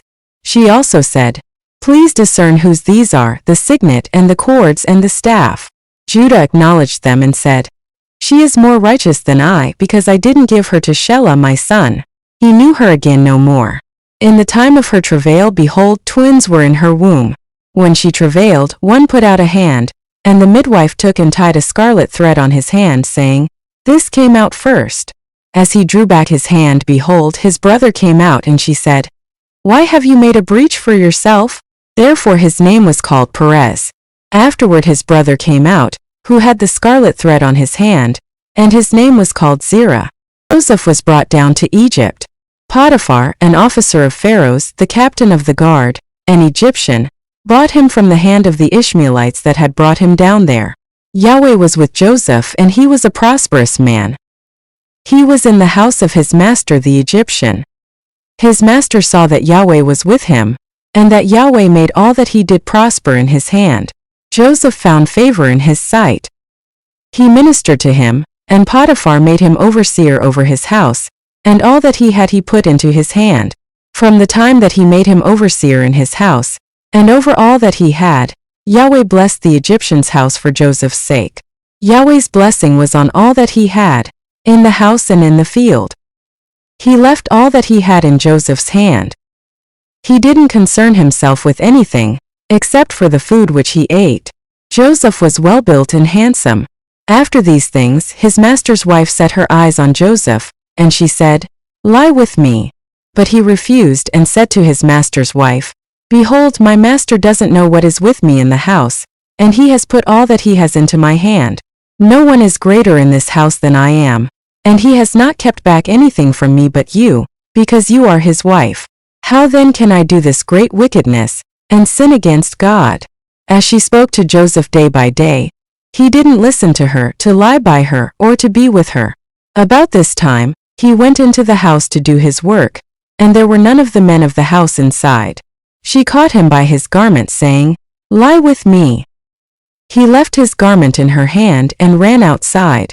When she saw that he had left his garment in her hand, and had run outside, she called to the men of her house and spoke to them, saying, "Behold, he has brought a Hebrew into us to mock us. He came in to me to lie with me, and I cried with a loud voice. When he heard that I lifted up my voice and cried, he left his garment by me and ran outside." She laid up his garment by her, until his master came home. She spoke to him according to these words, saying, "The Hebrew servant, whom you have brought to us, came in to me to mock me. And as I lifted up my voice and cried, he left his garment by me and ran outside." When his master heard the words of his wife which she spoke to him, saying, "This is what your servant did to me," his wrath was kindled. Joseph's master took him and put him into the prison, the place where the king's prisoners were bound, and he was there in custody. But Yahweh was with Joseph and showed kindness to him, and gave him favor in the sight of the keeper of the prison. The keeper of the prison committed to Joseph's hand all the prisoners who were in the prison. Whatever they did there, he was responsible for it. The keeper of the prison didn't look after anything that was under his hand, because Yahweh was with him, and that which he did, Yahweh made it prosper. After these things, the butler of the king of Egypt and his baker offended their lord, the king of Egypt. Pharaoh was angry with his 2 officers, the chief cupbearer and the chief baker. He put them in custody in the house of the captain of the guard, into the prison, the place where Joseph was bound. The captain of the guard assigned them to Joseph, and he took care of them. They stayed in prison many days. They both dreamed a dream, each man his dream in one night, each man according to the interpretation of his dream, the cupbearer and the baker of the king of Egypt, who were bound in the prison. Joseph came in to them in the morning and saw them and saw that they were sad. He asked Pharaoh's officers who were with him in custody in his master's house, saying, "Why do you look so sad today?" They said to him, "We have dreamed a dream, and there is no one who can interpret it." Joseph said to them, "Don't interpretations belong to God? Please tell it to me." The chief cupbearer told his dream to Joseph and said to him, "In my dream, behold, a vine was in front of me, and in the vine were 3 branches. It was as though it budded, it blossomed, and its clusters produced ripe grapes. Pharaoh's cup was in my hand, and I took the grapes and pressed them into Pharaoh's cup, and I gave the cup into Pharaoh's hand." Joseph said to him, "This is its interpretation. The 3 branches are 3 days. Within 3 more days, Pharaoh will lift up your head and restore you to your office. You will give Pharaoh's cup into his hand, the way you did when you were his cupbearer. But remember me when it is well with you. Please show kindness to me, and make mention of me to Pharaoh, and bring me out of this house. For indeed, I was stolen away out of the land of the Hebrews, and here also I have done nothing that they should put me into the dungeon." When the chief baker saw that the interpretation was good, he said to Joseph, "I also was in my dream, and behold, 3 baskets of white bread were on my head. In the uppermost basket there were all kinds of baked food for Pharaoh, and the birds ate them out of the basket on my head." Joseph answered, "This is its interpretation. The 3 baskets are 3 days. Within 3 more days, Pharaoh will lift up your head from off you, and will hang you on a tree, and the birds will eat your flesh from off you." On the 3rd day, which was Pharaoh's birthday, he made a feast for all his servants, and he lifted up the head of the chief cupbearer and the head of the chief baker among his servants. He restored the chief cupbearer to his position again, and he gave the cup into Pharaoh's hand. But he hanged the chief baker, as Joseph had interpreted to them. Yet the chief cupbearer didn't remember Joseph, but forgot him. At the end of 2 full years Pharaoh dreamed, and behold, he stood by the river. Behold, 7 cattle came up out of the river. They were sleek and fat, and they fed in the marsh grass. Behold, 7 other cattle came up after them out of the river, ugly and thin, and stood by the other cattle on the brink of the river. The ugly and thin cattle ate up the 7 sleek and fat cattle. So Pharaoh awoke. He slept and dreamed a second time, and behold, 7 heads of grain came up on one stalk, healthy and good. Behold, 7 heads of grain, thin and blasted with the east wind, sprung up after them. The thin heads of grain swallowed up the 7 healthy and full ears. Pharaoh awoke, and behold, it was a dream. In the morning, his spirit was troubled, and he sent and called for all of Egypt's magicians and wise men. Pharaoh told them his dreams, but there was no one who could interpret them to Pharaoh. Then the chief cupbearer spoke to Pharaoh, saying, "I remember my faults today." Pharaoh was angry with his servants, and put me in custody in the house of the captain of the guard, with the chief baker. We dreamed a dream in one night, he and I. Each man dreamed according to the interpretation of his dream. There was with us there a young man, a Hebrew, servant to the captain of the guard, and we told him, and he interpreted to us our dreams. He interpreted to each man according to his dream. As he interpreted to us, so it was. He restored me to my office, and he hanged him. Then Pharaoh sent and called Joseph, and they brought him hastily out of the dungeon. He shaved himself, changed his clothing, and came in to Pharaoh. Pharaoh said to Joseph, I have dreamed a dream, and there is no one who can interpret it. I have heard it said of you, that when you hear a dream you can interpret it. Joseph answered Pharaoh, saying, It isn't in me.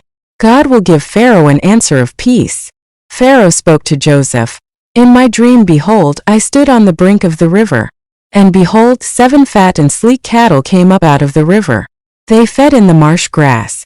And behold, 7 other cattle came up after them, poor and very ugly and thin, such as I never saw in all the land of Egypt for ugliness. The thin and ugly cattle ate up the first 7 fat cattle. And when they had eaten them up, it couldn't be known that they had eaten them, but they were still ugly, as at the beginning. So I awoke. I saw in my dream, and behold, 7 heads of grain came up on one stalk, full and good. And behold, 7 heads of grain, withered, thin, and blasted with the east wind, sprung up after them. The thin heads of grain swallowed up the 7 good heads of grain. I told it to the magicians, but there was no one who could explain it to me. Joseph said to Pharaoh, The dream of Pharaoh is one. What God is about to do he has declared to Pharaoh. The 7 good cattle are 7 years, and the 7 good heads of grain are 7 years. The dream is one. The 7 thin and ugly cattle that came up after them are 7 years, and also the 7 empty heads of grain blasted with the east wind. They will be 7 years of famine. That is the thing which I have spoken to Pharaoh. God has shown Pharaoh what he is about to do. Behold, 7 years of great plenty throughout all the land of Egypt are coming. 7 years of famine will arise after them, and all the plenty will be forgotten in the land of Egypt. The famine will consume the land, and the plenty will not be known in the land by reason of that famine which follows, for it will be very grievous. The dream was doubled to Pharaoh because the thing is established by God, and God will shortly bring it to pass. Now therefore let Pharaoh look for a discreet and wise man, and set him over the land of Egypt. Let Pharaoh do this, and let him appoint overseers over the land, and take up the 5th part of the land of Egypt's produce in the 7 plenteous years. Let them gather all the food of these good years that come, and store grain under the hand of Pharaoh for food in the cities, and let them keep it. The food will be to supply the land against the 7 years of famine, which will be in the land of Egypt, so that the land will not perish through the famine. The thing was good in the eyes of Pharaoh, and in the eyes of all his servants. Pharaoh said to his servants, Can we find such a one as this, a man in whom is the Spirit of God? Pharaoh said to Joseph, Because God has shown you all of this, there is no one so discreet and wise as you. You shall be over my house. All my people will be ruled according to your word. Only in the throne I will be greater than you. Pharaoh said to Joseph, Behold, I have set you over all the land of Egypt. Pharaoh took off his signet ring from his hand, and put it on Joseph's hand, and arrayed him in robes of fine linen, and put a gold chain about his neck. He made him ride in the 2nd chariot which he had. They cried before him, Bow the knee. He set him over all the land of Egypt. Pharaoh said to Joseph, I am Pharaoh. Without you, no man shall lift up his hand or his foot in all the land of Egypt. Pharaoh called Joseph's name Zaphenath-Paneah. He gave him Asenath, the daughter of Potiphar priest of On, as a wife. Joseph went out over the land of Egypt. Joseph was 30 years old when he stood before Pharaoh king of Egypt. Joseph went out from the presence of Pharaoh, and went throughout all the land of Egypt. In the 7 plenteous years the earth produced abundantly. He gathered up all the food of the 7 years which were in the land of Egypt, and laid up the food in the cities. He stored food in each city from the fields around that city. Joseph laid up grain as the sand of the sea very much, until he stopped counting, for it was without number. To Joseph were born 2 sons before the year of famine came, whom Asenath, the daughter of Potiphar priest of On, bore to him.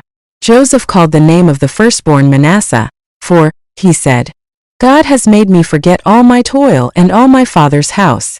The name of the second he called Ephraim, for God has made me fruitful in the land of my affliction. The 7 years of plenty that were in the land of Egypt came to an end. The 7 years of famine began to come, just as Joseph had said. There was famine in all lands, but in all the land of Egypt there was bread. When all the land of Egypt was famished, The people cried to Pharaoh for bread, and Pharaoh said to all the Egyptians, "Go to Joseph. What he says to you do." The famine was over all the surface of the earth. Joseph opened all the storehouses and sold to the Egyptians. The famine was severe in the land of Egypt. All countries came into Egypt to Joseph to buy grain, because the famine was severe in all the earth.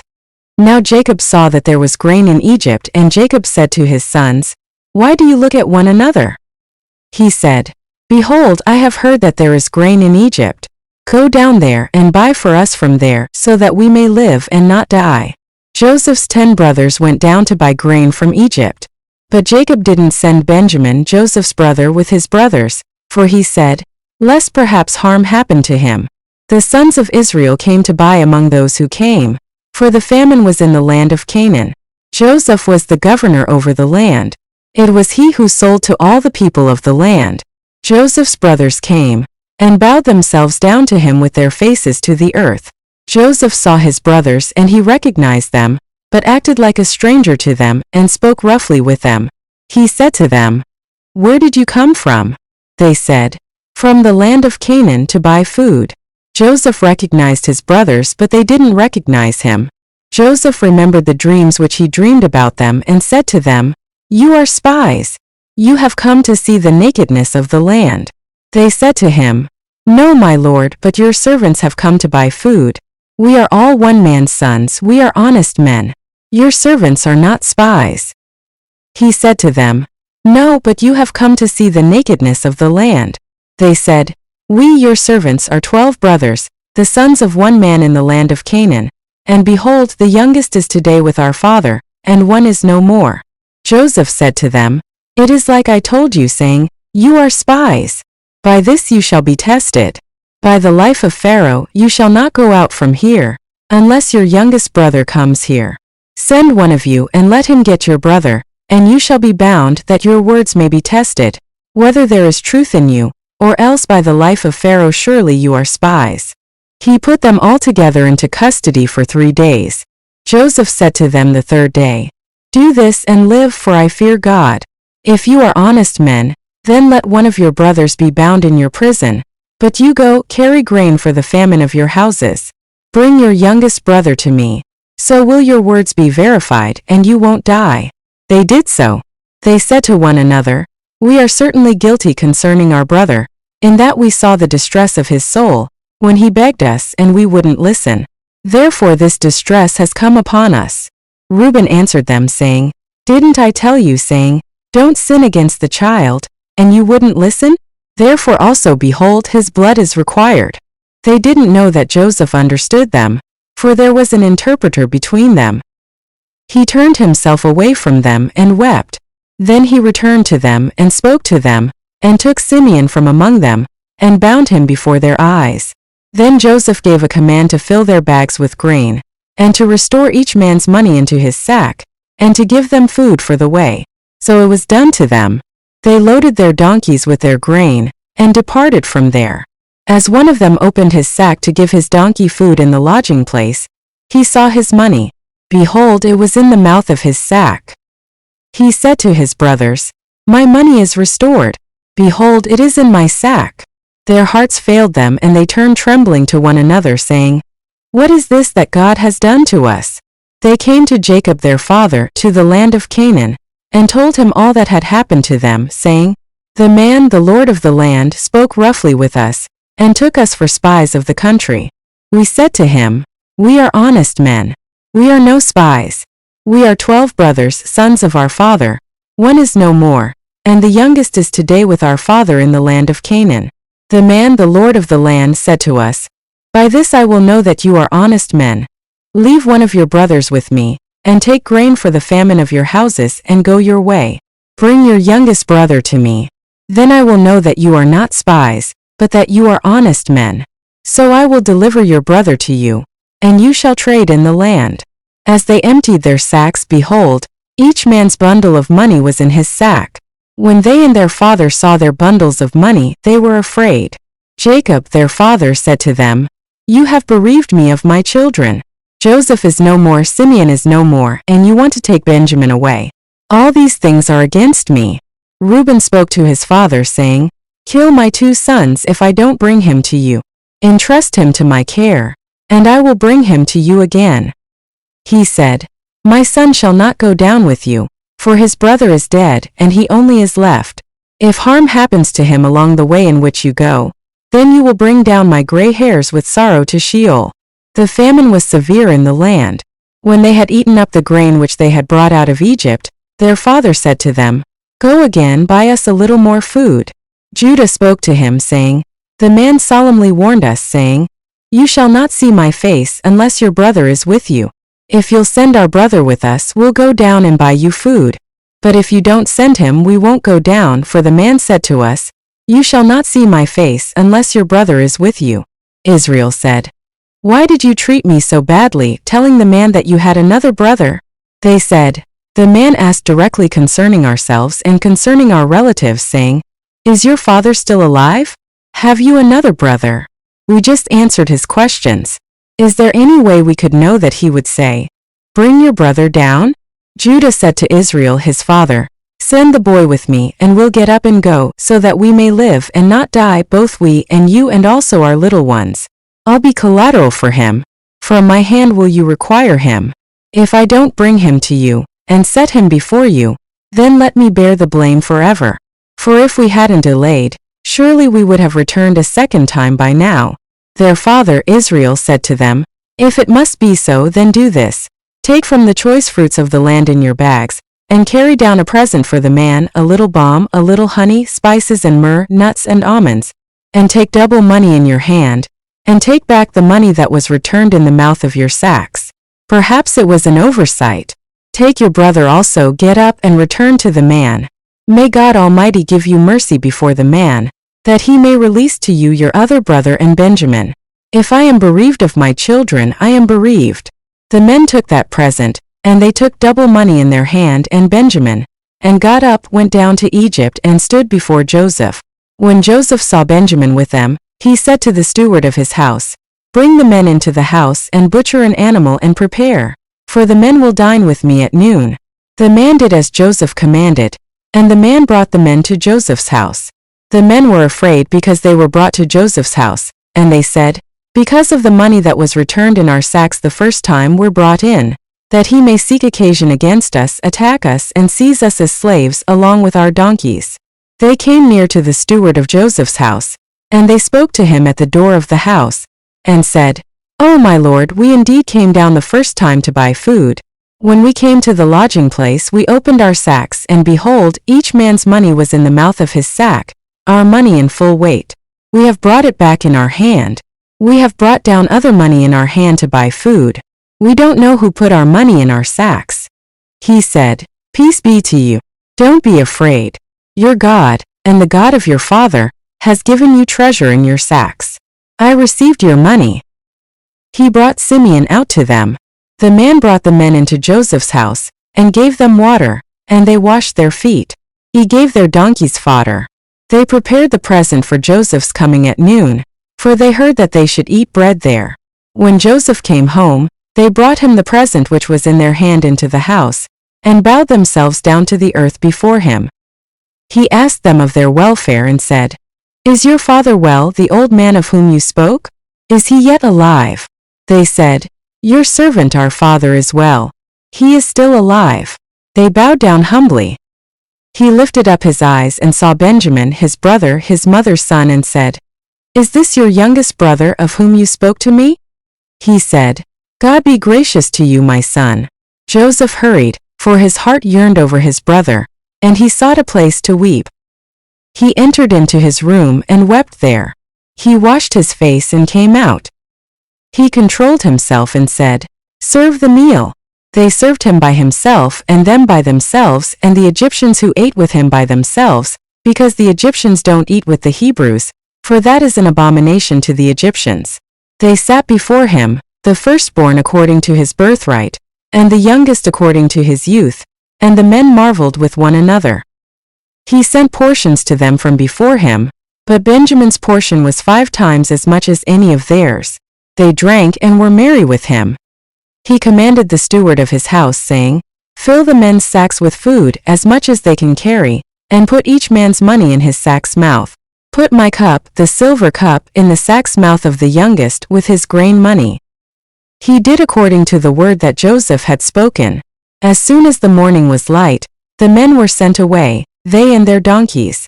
When they had gone out of the city, and were not yet far off, Joseph said to his steward, "Up, follow after the men. When you overtake them, ask them, 'Why have you rewarded evil for good? Isn't this that from which my Lord drinks, and by which he indeed divines? You have done evil in so doing.'" He overtook them, and he spoke these words to them. They said to him, "Why does my Lord speak such words as these? Far be it from your servants that they should do such a thing. Behold, the money which we found in our sacks' mouths, we brought again to you out of the land of Canaan. How then should we steal silver or gold out of your Lord's house? With whomever of your servants it is found, let him die, and we also will be my Lord's slaves." He said, "Now also let it be according to your words. He with whom it is found will be my slave, and you will be blameless." Then they hurried, and each man took his sack down to the ground, and each man opened his sack. He searched, beginning with the oldest and ending at the youngest. The cup was found in Benjamin's sack. Then they tore their clothes, and each man loaded his donkey, and returned to the city. Judah and his brothers came to Joseph's house, and he was still there. They fell on the ground before him. Joseph said to them, "What deed is this that you have done? Don't you know that such a man as I can indeed do divination?" Judah said, "What will we tell my Lord? What will we speak? How will we clear ourselves? God has found out the iniquity of your servants. Behold, we are my Lord's slaves, both we and he also in whose hand the cup is found." He said, "Far be it from me that I should do so. The man in whose hand the cup is found, he will be my slave. But as for you, go up in peace to your father." Then Judah came near to him and said, "O my Lord, please let your servant speak a word in my Lord's ears, and don't let your anger burn against your servant, for you are even as Pharaoh." My Lord asked his servants, saying, "Have you a father or a brother?" We said to my Lord, "We have a father, an old man, and a child of his old age, a little one, and his brother is dead, and he alone is left of his mother, and his father loves him.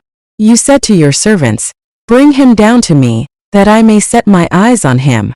We said to my Lord, 'The boy can't leave his father, for if he should leave his father would die.' You said to your servants, 'Unless your youngest brother comes down with you, you will see my face no more.' When we came up to your servant my father, we told him the words of my Lord. Our father said, 'Go again and buy us a little food.' We said, 'We can't go down. If our youngest brother is with us, then we will go down, for we may not see the man's face, unless our youngest brother is with us.' Your servant my father said to us, 'You know that my wife bore me 2 sons. One went out from me and I said, "Surely he is torn in pieces," and I haven't seen him since.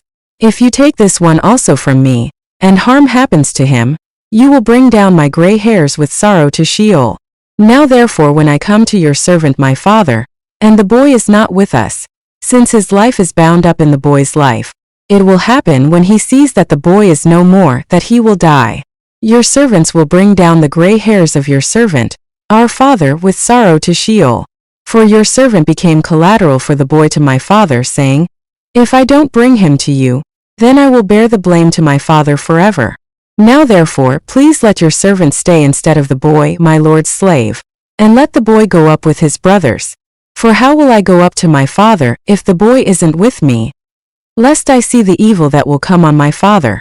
Then Joseph couldn't control himself before all those who stood before him, and he called out, "'Cause everyone to go out from me." No one else stood with him, while Joseph made himself known to his brothers. He wept aloud. The Egyptians heard, and the house of Pharaoh heard. Joseph said to his brothers, "I am Joseph. Does my father still live?" His brothers couldn't answer him, for they were terrified at his presence. Joseph said to his brothers, "Come near to me, please." They came near. He said, "I am Joseph, your brother, whom you sold into Egypt. Now don't be grieved nor angry with yourselves, that you sold me here. For God sent me before you to preserve life. For these 2 years the famine has been in the land, and there are yet 5 years, in which there will be no plowing and no harvest. God sent me before you to preserve for you a remnant in the earth, and to save you alive by a great deliverance. So now it wasn't you who sent me here but God, and he has made me a father to Pharaoh, lord of all his house, and ruler over all the land of Egypt. Hurry and go up to my father and tell him, this is what your son Joseph says. God has made me lord of all Egypt. Come down to me. Don't wait. You shall dwell in the land of Goshen, and you will be near to me, you, your children, your children's children, your flocks, your herds, and all that you have. There I will provide for you. For there are yet 5 years of famine, lest you come to poverty, you and your household and all that you have. Behold, your eyes see, and the eyes of my brother Benjamin, that it is my mouth that speaks to you. You shall tell my father of all my glory in Egypt, and of all that you have seen. You shall hurry and bring my father down here. He fell on his brother Benjamin's neck and wept, and Benjamin wept on his neck. He kissed all his brothers and wept on them. After that his brothers talked with him. The report of it was heard in Pharaoh's house, saying, Joseph's brothers have come. It pleased Pharaoh well, and his servants. Pharaoh said to Joseph, tell your brothers, do this, load your animals and go travel to the land of Canaan. Take your father and your households and come to me, and I will give you the good of the land of Egypt, and you will eat the fat of the land. Now you are commanded to do this. Take wagons out of the land of Egypt for your little ones, and for your wives, and bring your father and come. Also, don't concern yourselves about your belongings, for the good of all the land of Egypt is yours. The sons of Israel did so. Joseph gave them wagons according to the commandment of Pharaoh, and gave them provision for the way. He gave each one of them changes of clothing, but to Benjamin he gave 300 pieces of silver and 5 changes of clothing. He sent the following to his father, 10 donkeys loaded with the good things of Egypt, and 10 female donkeys loaded with grain and bread and provision for his father by the way. So he sent his brothers away, and they departed. He said to them, see that you don't quarrel on the way. They went up out of Egypt, and came into the land of Canaan, to Jacob their father. They told him, saying, Joseph is still alive, and he is ruler over all the land of Egypt. His heart fainted, for he didn't believe them. They told him all the words of Joseph, which he had said to them. When he saw the wagons which Joseph had sent to carry him, the spirit of Jacob, their father, revived. Israel said, it is enough. Joseph my son is still alive. I will go and see him before I die. Then Joseph went in and told Pharaoh and said, my father and my brothers with their flocks, their herds, and all that they own, have come out of the land of Canaan, and behold, they are in the land of Goshen. From among his brothers he took 5 men, and presented them to Pharaoh. Pharaoh said to his brothers, what is your occupation? They said to Pharaoh, your servants are shepherds, both we and our fathers. They also said to Pharaoh, we have come to live as foreigners in the land, for there is no pasture for your servants' flocks. For the famine is severe in the land of Canaan. Now therefore, please let your servants dwell in the land of Goshen. Pharaoh spoke to Joseph, saying, your father and your brothers have come to you. The land of Egypt is before you. Make your father and your brothers dwell in the best of the land. Let them dwell in the land of Goshen. If you know any able men among them, then put them in charge of my livestock. Joseph brought in Jacob, his father, and set him before Pharaoh. And Jacob blessed Pharaoh. Pharaoh said to Jacob, how old are you? Jacob said to Pharaoh, the years of my pilgrimage are 130 years. The days of the years of my life have been few and evil.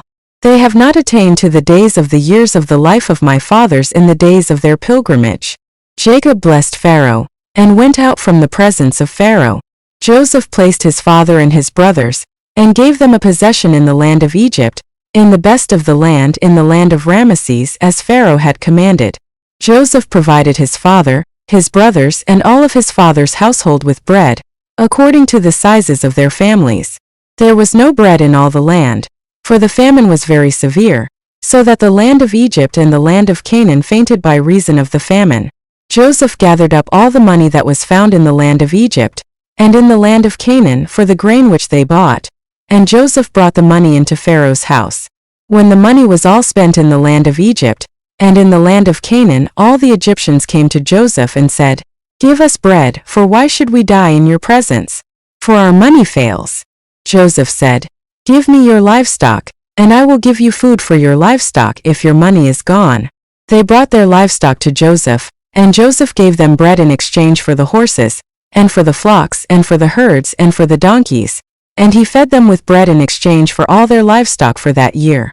When that year was ended, they came to him the second year, and said to him, We will not hide from my lord how our money is all spent, and the herds of livestock are my lord's. There is nothing left in the sight of my lord, but our bodies and our lands. Why should we die before your eyes, both we and our land? Buy us and our land for bread, and we and our land will be servants to Pharaoh. Give us seed that we may live and not die, and that the land won't be desolate. So Joseph bought all the land of Egypt for Pharaoh, for every man of the Egyptians sold his field, because the famine was severe on them, and the land became Pharaoh's. As for the people, he moved them to the cities from one end of the border of Egypt even to the other end of it. Only he didn't buy the land of the priests, for the priests had a portion from Pharaoh, and ate their portion which Pharaoh gave them. That is why they didn't sell their land. Then Joseph said to the people, Behold, I have bought you and your land today for Pharaoh. Behold, here is seed for you, and you shall sow the land. It will happen at the harvests that you shall give a fifth to Pharaoh, and 4 parts will be your own, for seed of the field, for your food, for them of your households, and for food for your little ones. They said, You have saved our lives. Let us find favor in the sight of my lord, and we will be Pharaoh's servants. Joseph made it a statute concerning the land of Egypt to this day, that Pharaoh should have the fifth. Only the land of the priests alone didn't become Pharaoh's. Israel lived in the land of Egypt in the land of Goshen, and they got themselves possessions therein, and were fruitful and multiplied exceedingly. Jacob lived in the land of Egypt 17 years. So the days of Jacob, the years of his life, were 147 years. The time came near that Israel must die, and he called his son Joseph and said to him, If now I have found favor in your sight, please put your hand under my thigh, and deal kindly and truly with me. Please don't bury me in Egypt, but when I sleep with my fathers, you shall carry me out of Egypt, and bury me in their burying place. Joseph said, I will do as you have said. Israel said, Swear to me. And he swore to him. Then Israel bowed himself on the bed's head. After these things someone said to Joseph, Behold, your father is sick. He took with him his 2 sons Manasseh and Ephraim. Someone told Jacob and said, Behold, your son Joseph comes to you. And Israel strengthened himself and sat on the bed. Jacob said to Joseph, God Almighty appeared to me at Luz in the land of Canaan, and blessed me, and said to me, Behold, I will make you fruitful and multiply you, and I will make of you a company of peoples, and will give this land to your offspring after you for an everlasting possession. Now your 2 sons, who were born to you in the land of Egypt before I came to you into Egypt, are mine. Ephraim and Manasseh, even as Reuben and Simeon, will be mine. Your offspring, whom you become the father of after them, will be yours. They will be called after the name of their brothers in their inheritance. As for me, when I came from Paddan, Rachel died beside me in the land of Canaan on the way, when there was still some distance to come to Ephrath, and I buried her there on the way to Ephrath, also called Bethlehem. Israel saw Joseph's sons and said, Who are these? Joseph said to his father, They are my sons whom God has given me here. He said, Please bring them to me, and I will bless them. Now the eyes of Israel were dim for age, so that he couldn't see well. Joseph brought them near to him, and he kissed them and embraced them. Israel said to Joseph, I didn't think I would see your face, and behold, God has let me see your offspring also. Joseph brought them out from between his knees, and he bowed himself with his face to the earth. Joseph took them both, Ephraim in his right hand toward Israel's left hand, and Manasseh in his left hand toward Israel's right hand, and brought them near to him. Israel stretched out his right hand, and laid it on Ephraim's head, who was the younger, and his left hand on Manasseh's head, guiding his hands knowingly, for Manasseh was the firstborn. He blessed Joseph and said, The God before whom my fathers Abraham and Isaac walked, the God who has fed me all my life long to this day, the angel who has redeemed me from all evil, bless the lads, and let my name be named on them, and the name of my fathers Abraham and Isaac. Let them grow into a multitude upon the earth. When Joseph saw that his father laid his right hand on the head of Ephraim, it displeased him.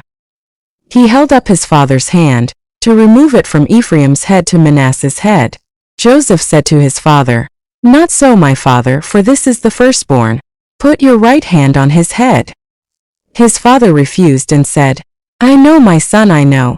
He also will become a people, and he also will be great. However, his younger brother will be greater than he, and his offspring will become a multitude of nations." He blessed them that day, saying, "Israel will bless in you, saying, God make you as Ephraim and as Manasseh." He set Ephraim before Manasseh. Israel said to Joseph, "Behold, I am dying, but God will be with you, and bring you again to the land of your fathers. Moreover, I have given to you one portion above your brothers, which I took out of the hand of the Amorite with my sword and with my bow." Jacob called to his sons and said, "Gather yourselves together, that I may tell you that which will happen to you in the days to come. Assemble yourselves and hear, you sons of Jacob. Listen to Israel your father. Reuben, you are my firstborn, my might, and the beginning of my strength, excelling in dignity and excelling in power. Boiling over like water, you shall not excel, because you went up to your father's bed, then defiled it. He went up to my couch. Simeon and Levi are brothers. Their swords are weapons of violence. My soul, don't come into their council. My glory, don't be united to their assembly. For in their anger they killed men. In their self-will they hamstrung cattle. Cursed be their anger, for it was fierce, and their wrath, for it was cruel. I will divide them in Jacob, and scatter them in Israel. Judah, your brothers will praise you. Your hand will be on the neck of your enemies. Your father's sons will bow down before you. Judah is a lion's cub. From the prey, my son, you have gone up. He stooped down, he crouched as a lioness. Who will rouse him up? The scepter will not depart from Judah, nor the ruler's staff from between his feet, until he comes to whom it belongs. The obedience of the peoples will be to him. Binding his foal to the vine, his donkey's colt to the choice vine. He has washed his garments in wine, his robes in the blood of grapes. His eyes will be red with wine, his teeth white with milk. Zebulun will dwell at the haven of the sea. He will be for a haven of ships. His border will be on Sidon. Issachar is a strong donkey, lying down between the saddlebacks. He saw a resting place, that it was good, the land that it was pleasant. He bows his shoulder to the burden, and becomes a servant doing forced labor. Dan will judge his people as one of the tribes of Israel. Dan will be a serpent on the trail, an adder in the path, that bites the horse's heels, so that his rider falls backward. I have waited for your salvation, Yahweh. A troop will press on Gad, but he will press on their heel. Asher's food will be rich. He will produce royal dainties. Naphtali is a doe set free, who bears beautiful fawns. Joseph is a fruitful vine by a spring. His branches run over the wall. The archers have severely grieved him, shot at him and persecuted him, but his bow remained strong. The arms of his hands were made strong, by the hands of the mighty one of Jacob. From there is the shepherd, the stone of Israel. Even by the God of your father, who will help you, by the Almighty, who will bless you with blessings of heaven above, blessings of the deep that lies below, blessings of the breasts and of the womb. The blessings of your father have prevailed above the blessings of my ancestors, above the boundaries of the ancient hills. They will be on the head of Joseph, on the crown of the head of him who is separated from his brothers. Benjamin is a ravenous wolf. In the morning he will devour the prey. At evening he will divide the plunder. All these are the 12 tribes of Israel, and this is what their father spoke to them and blessed them. He blessed everyone according to his own blessing. He instructed them and said to them, I am to be gathered to my people. Bury me with my fathers in the cave that is in the field of Ephron the Hittite, in the cave that is in the field of Machpelah, which is before Mamre, in the land of Canaan, which Abraham bought with the field from Ephron the Hittite as a burial place. There they buried Abraham and Sarah, his wife. There they buried Isaac and Rebekah his wife, and there I buried Leah. The field and the cave that is therein, which was purchased from the children of Heth. When Jacob finished charging his sons, he gathered up his feet into the bed, breathed his last breath, and was gathered to his people. Joseph fell on his father's face, wept on him and kissed him. Joseph commanded his servants, the physicians, to embalm his father, and the physicians embalmed Israel. 40 days were used for him, for that is how many days it takes to embalm. The Egyptians wept for Israel for 70 days. When the days of weeping for him were past, Joseph spoke to Pharaoh's staff, saying, If now I have found favor in your eyes, please speak in the ears of Pharaoh, saying, My father made me swear, saying, Behold, I am dying. Bury me in my grave which I have dug for myself in the land of Canaan. Now therefore, please let me go up and bury my father, and I will come again. Pharaoh said, Go up and bury your father just like he made you swear. Joseph went up to bury his father, and with him went up all the servants of Pharaoh, the elders of his house, all the elders of the land of Egypt, all the house of Joseph, his brothers and his father's house. Only their little ones, their flocks and their herds, they left in the land of Goshen. Both chariots and horsemen went up with him. It was a very great company. They came to the threshing floor of Atad, which is beyond the Jordan, and there they lamented with a very great and severe lamentation. He mourned for his father 7 days. When the inhabitants of the land, the Canaanites, saw the mourning in the floor of Atad, they said, This is a grievous mourning by the Egyptians. Therefore its name was called Abel Mizraim, which is beyond the Jordan. His sons did to him just as he commanded them, for his sons carried him into the land of Canaan, and buried him in the cave of the field of Machpelah, which Abraham bought with the field, as a possession for a burial site, from Ephron the Hittite, near Mamre. Joseph returned into Egypt, he and his brothers and all that went up with him to bury his father, after he had buried his father. When Joseph's brothers saw that their father was dead, they said, It may be that Joseph will hate us, and will fully pay us back for all the evil which we did to him. They sent a message to Joseph, saying, Your father commanded before he died, saying, You shall tell Joseph, Now please forgive the disobedience of your brothers, and their sin because they did evil to you. Now, please forgive the disobedience of the servants of the God of your father. Joseph wept when they spoke to him. His brothers also went and fell down before his face, and they said, Behold, we are your servants. Joseph said to them, Don't be afraid, for am I in the place of God? As for you, you meant evil against me, but God meant it for good, to save many people alive, as is happening today. Now therefore don't be afraid. I will provide for you and your little ones. He comforted them and spoke kindly to them. Joseph lived in Egypt, he and his father's house. Joseph lived 110 years. Joseph saw Ephraim's children to the 3rd generation. The children also of Machir, the son of Manasseh, were born on Joseph's knees. Joseph said to his brothers, I am dying, but God will surely visit you, and bring you up out of this land to the land which he swore to Abraham, to Isaac, and to Jacob. Joseph took an oath from the children of Israel, saying, God will surely visit you, and you shall carry up my bones from here. So Joseph died, being 110 years old, and they embalmed him, and he was put in a coffin in Egypt. Now that we've read today's chapter, let's close by praying the prayer Jesus taught us. Our Father who art in heaven, hallowed be thy name. Thy kingdom come. Thy will be done in earth as it is in heaven. Give us this day our daily bread. And forgive us our debts as we forgive our debtors.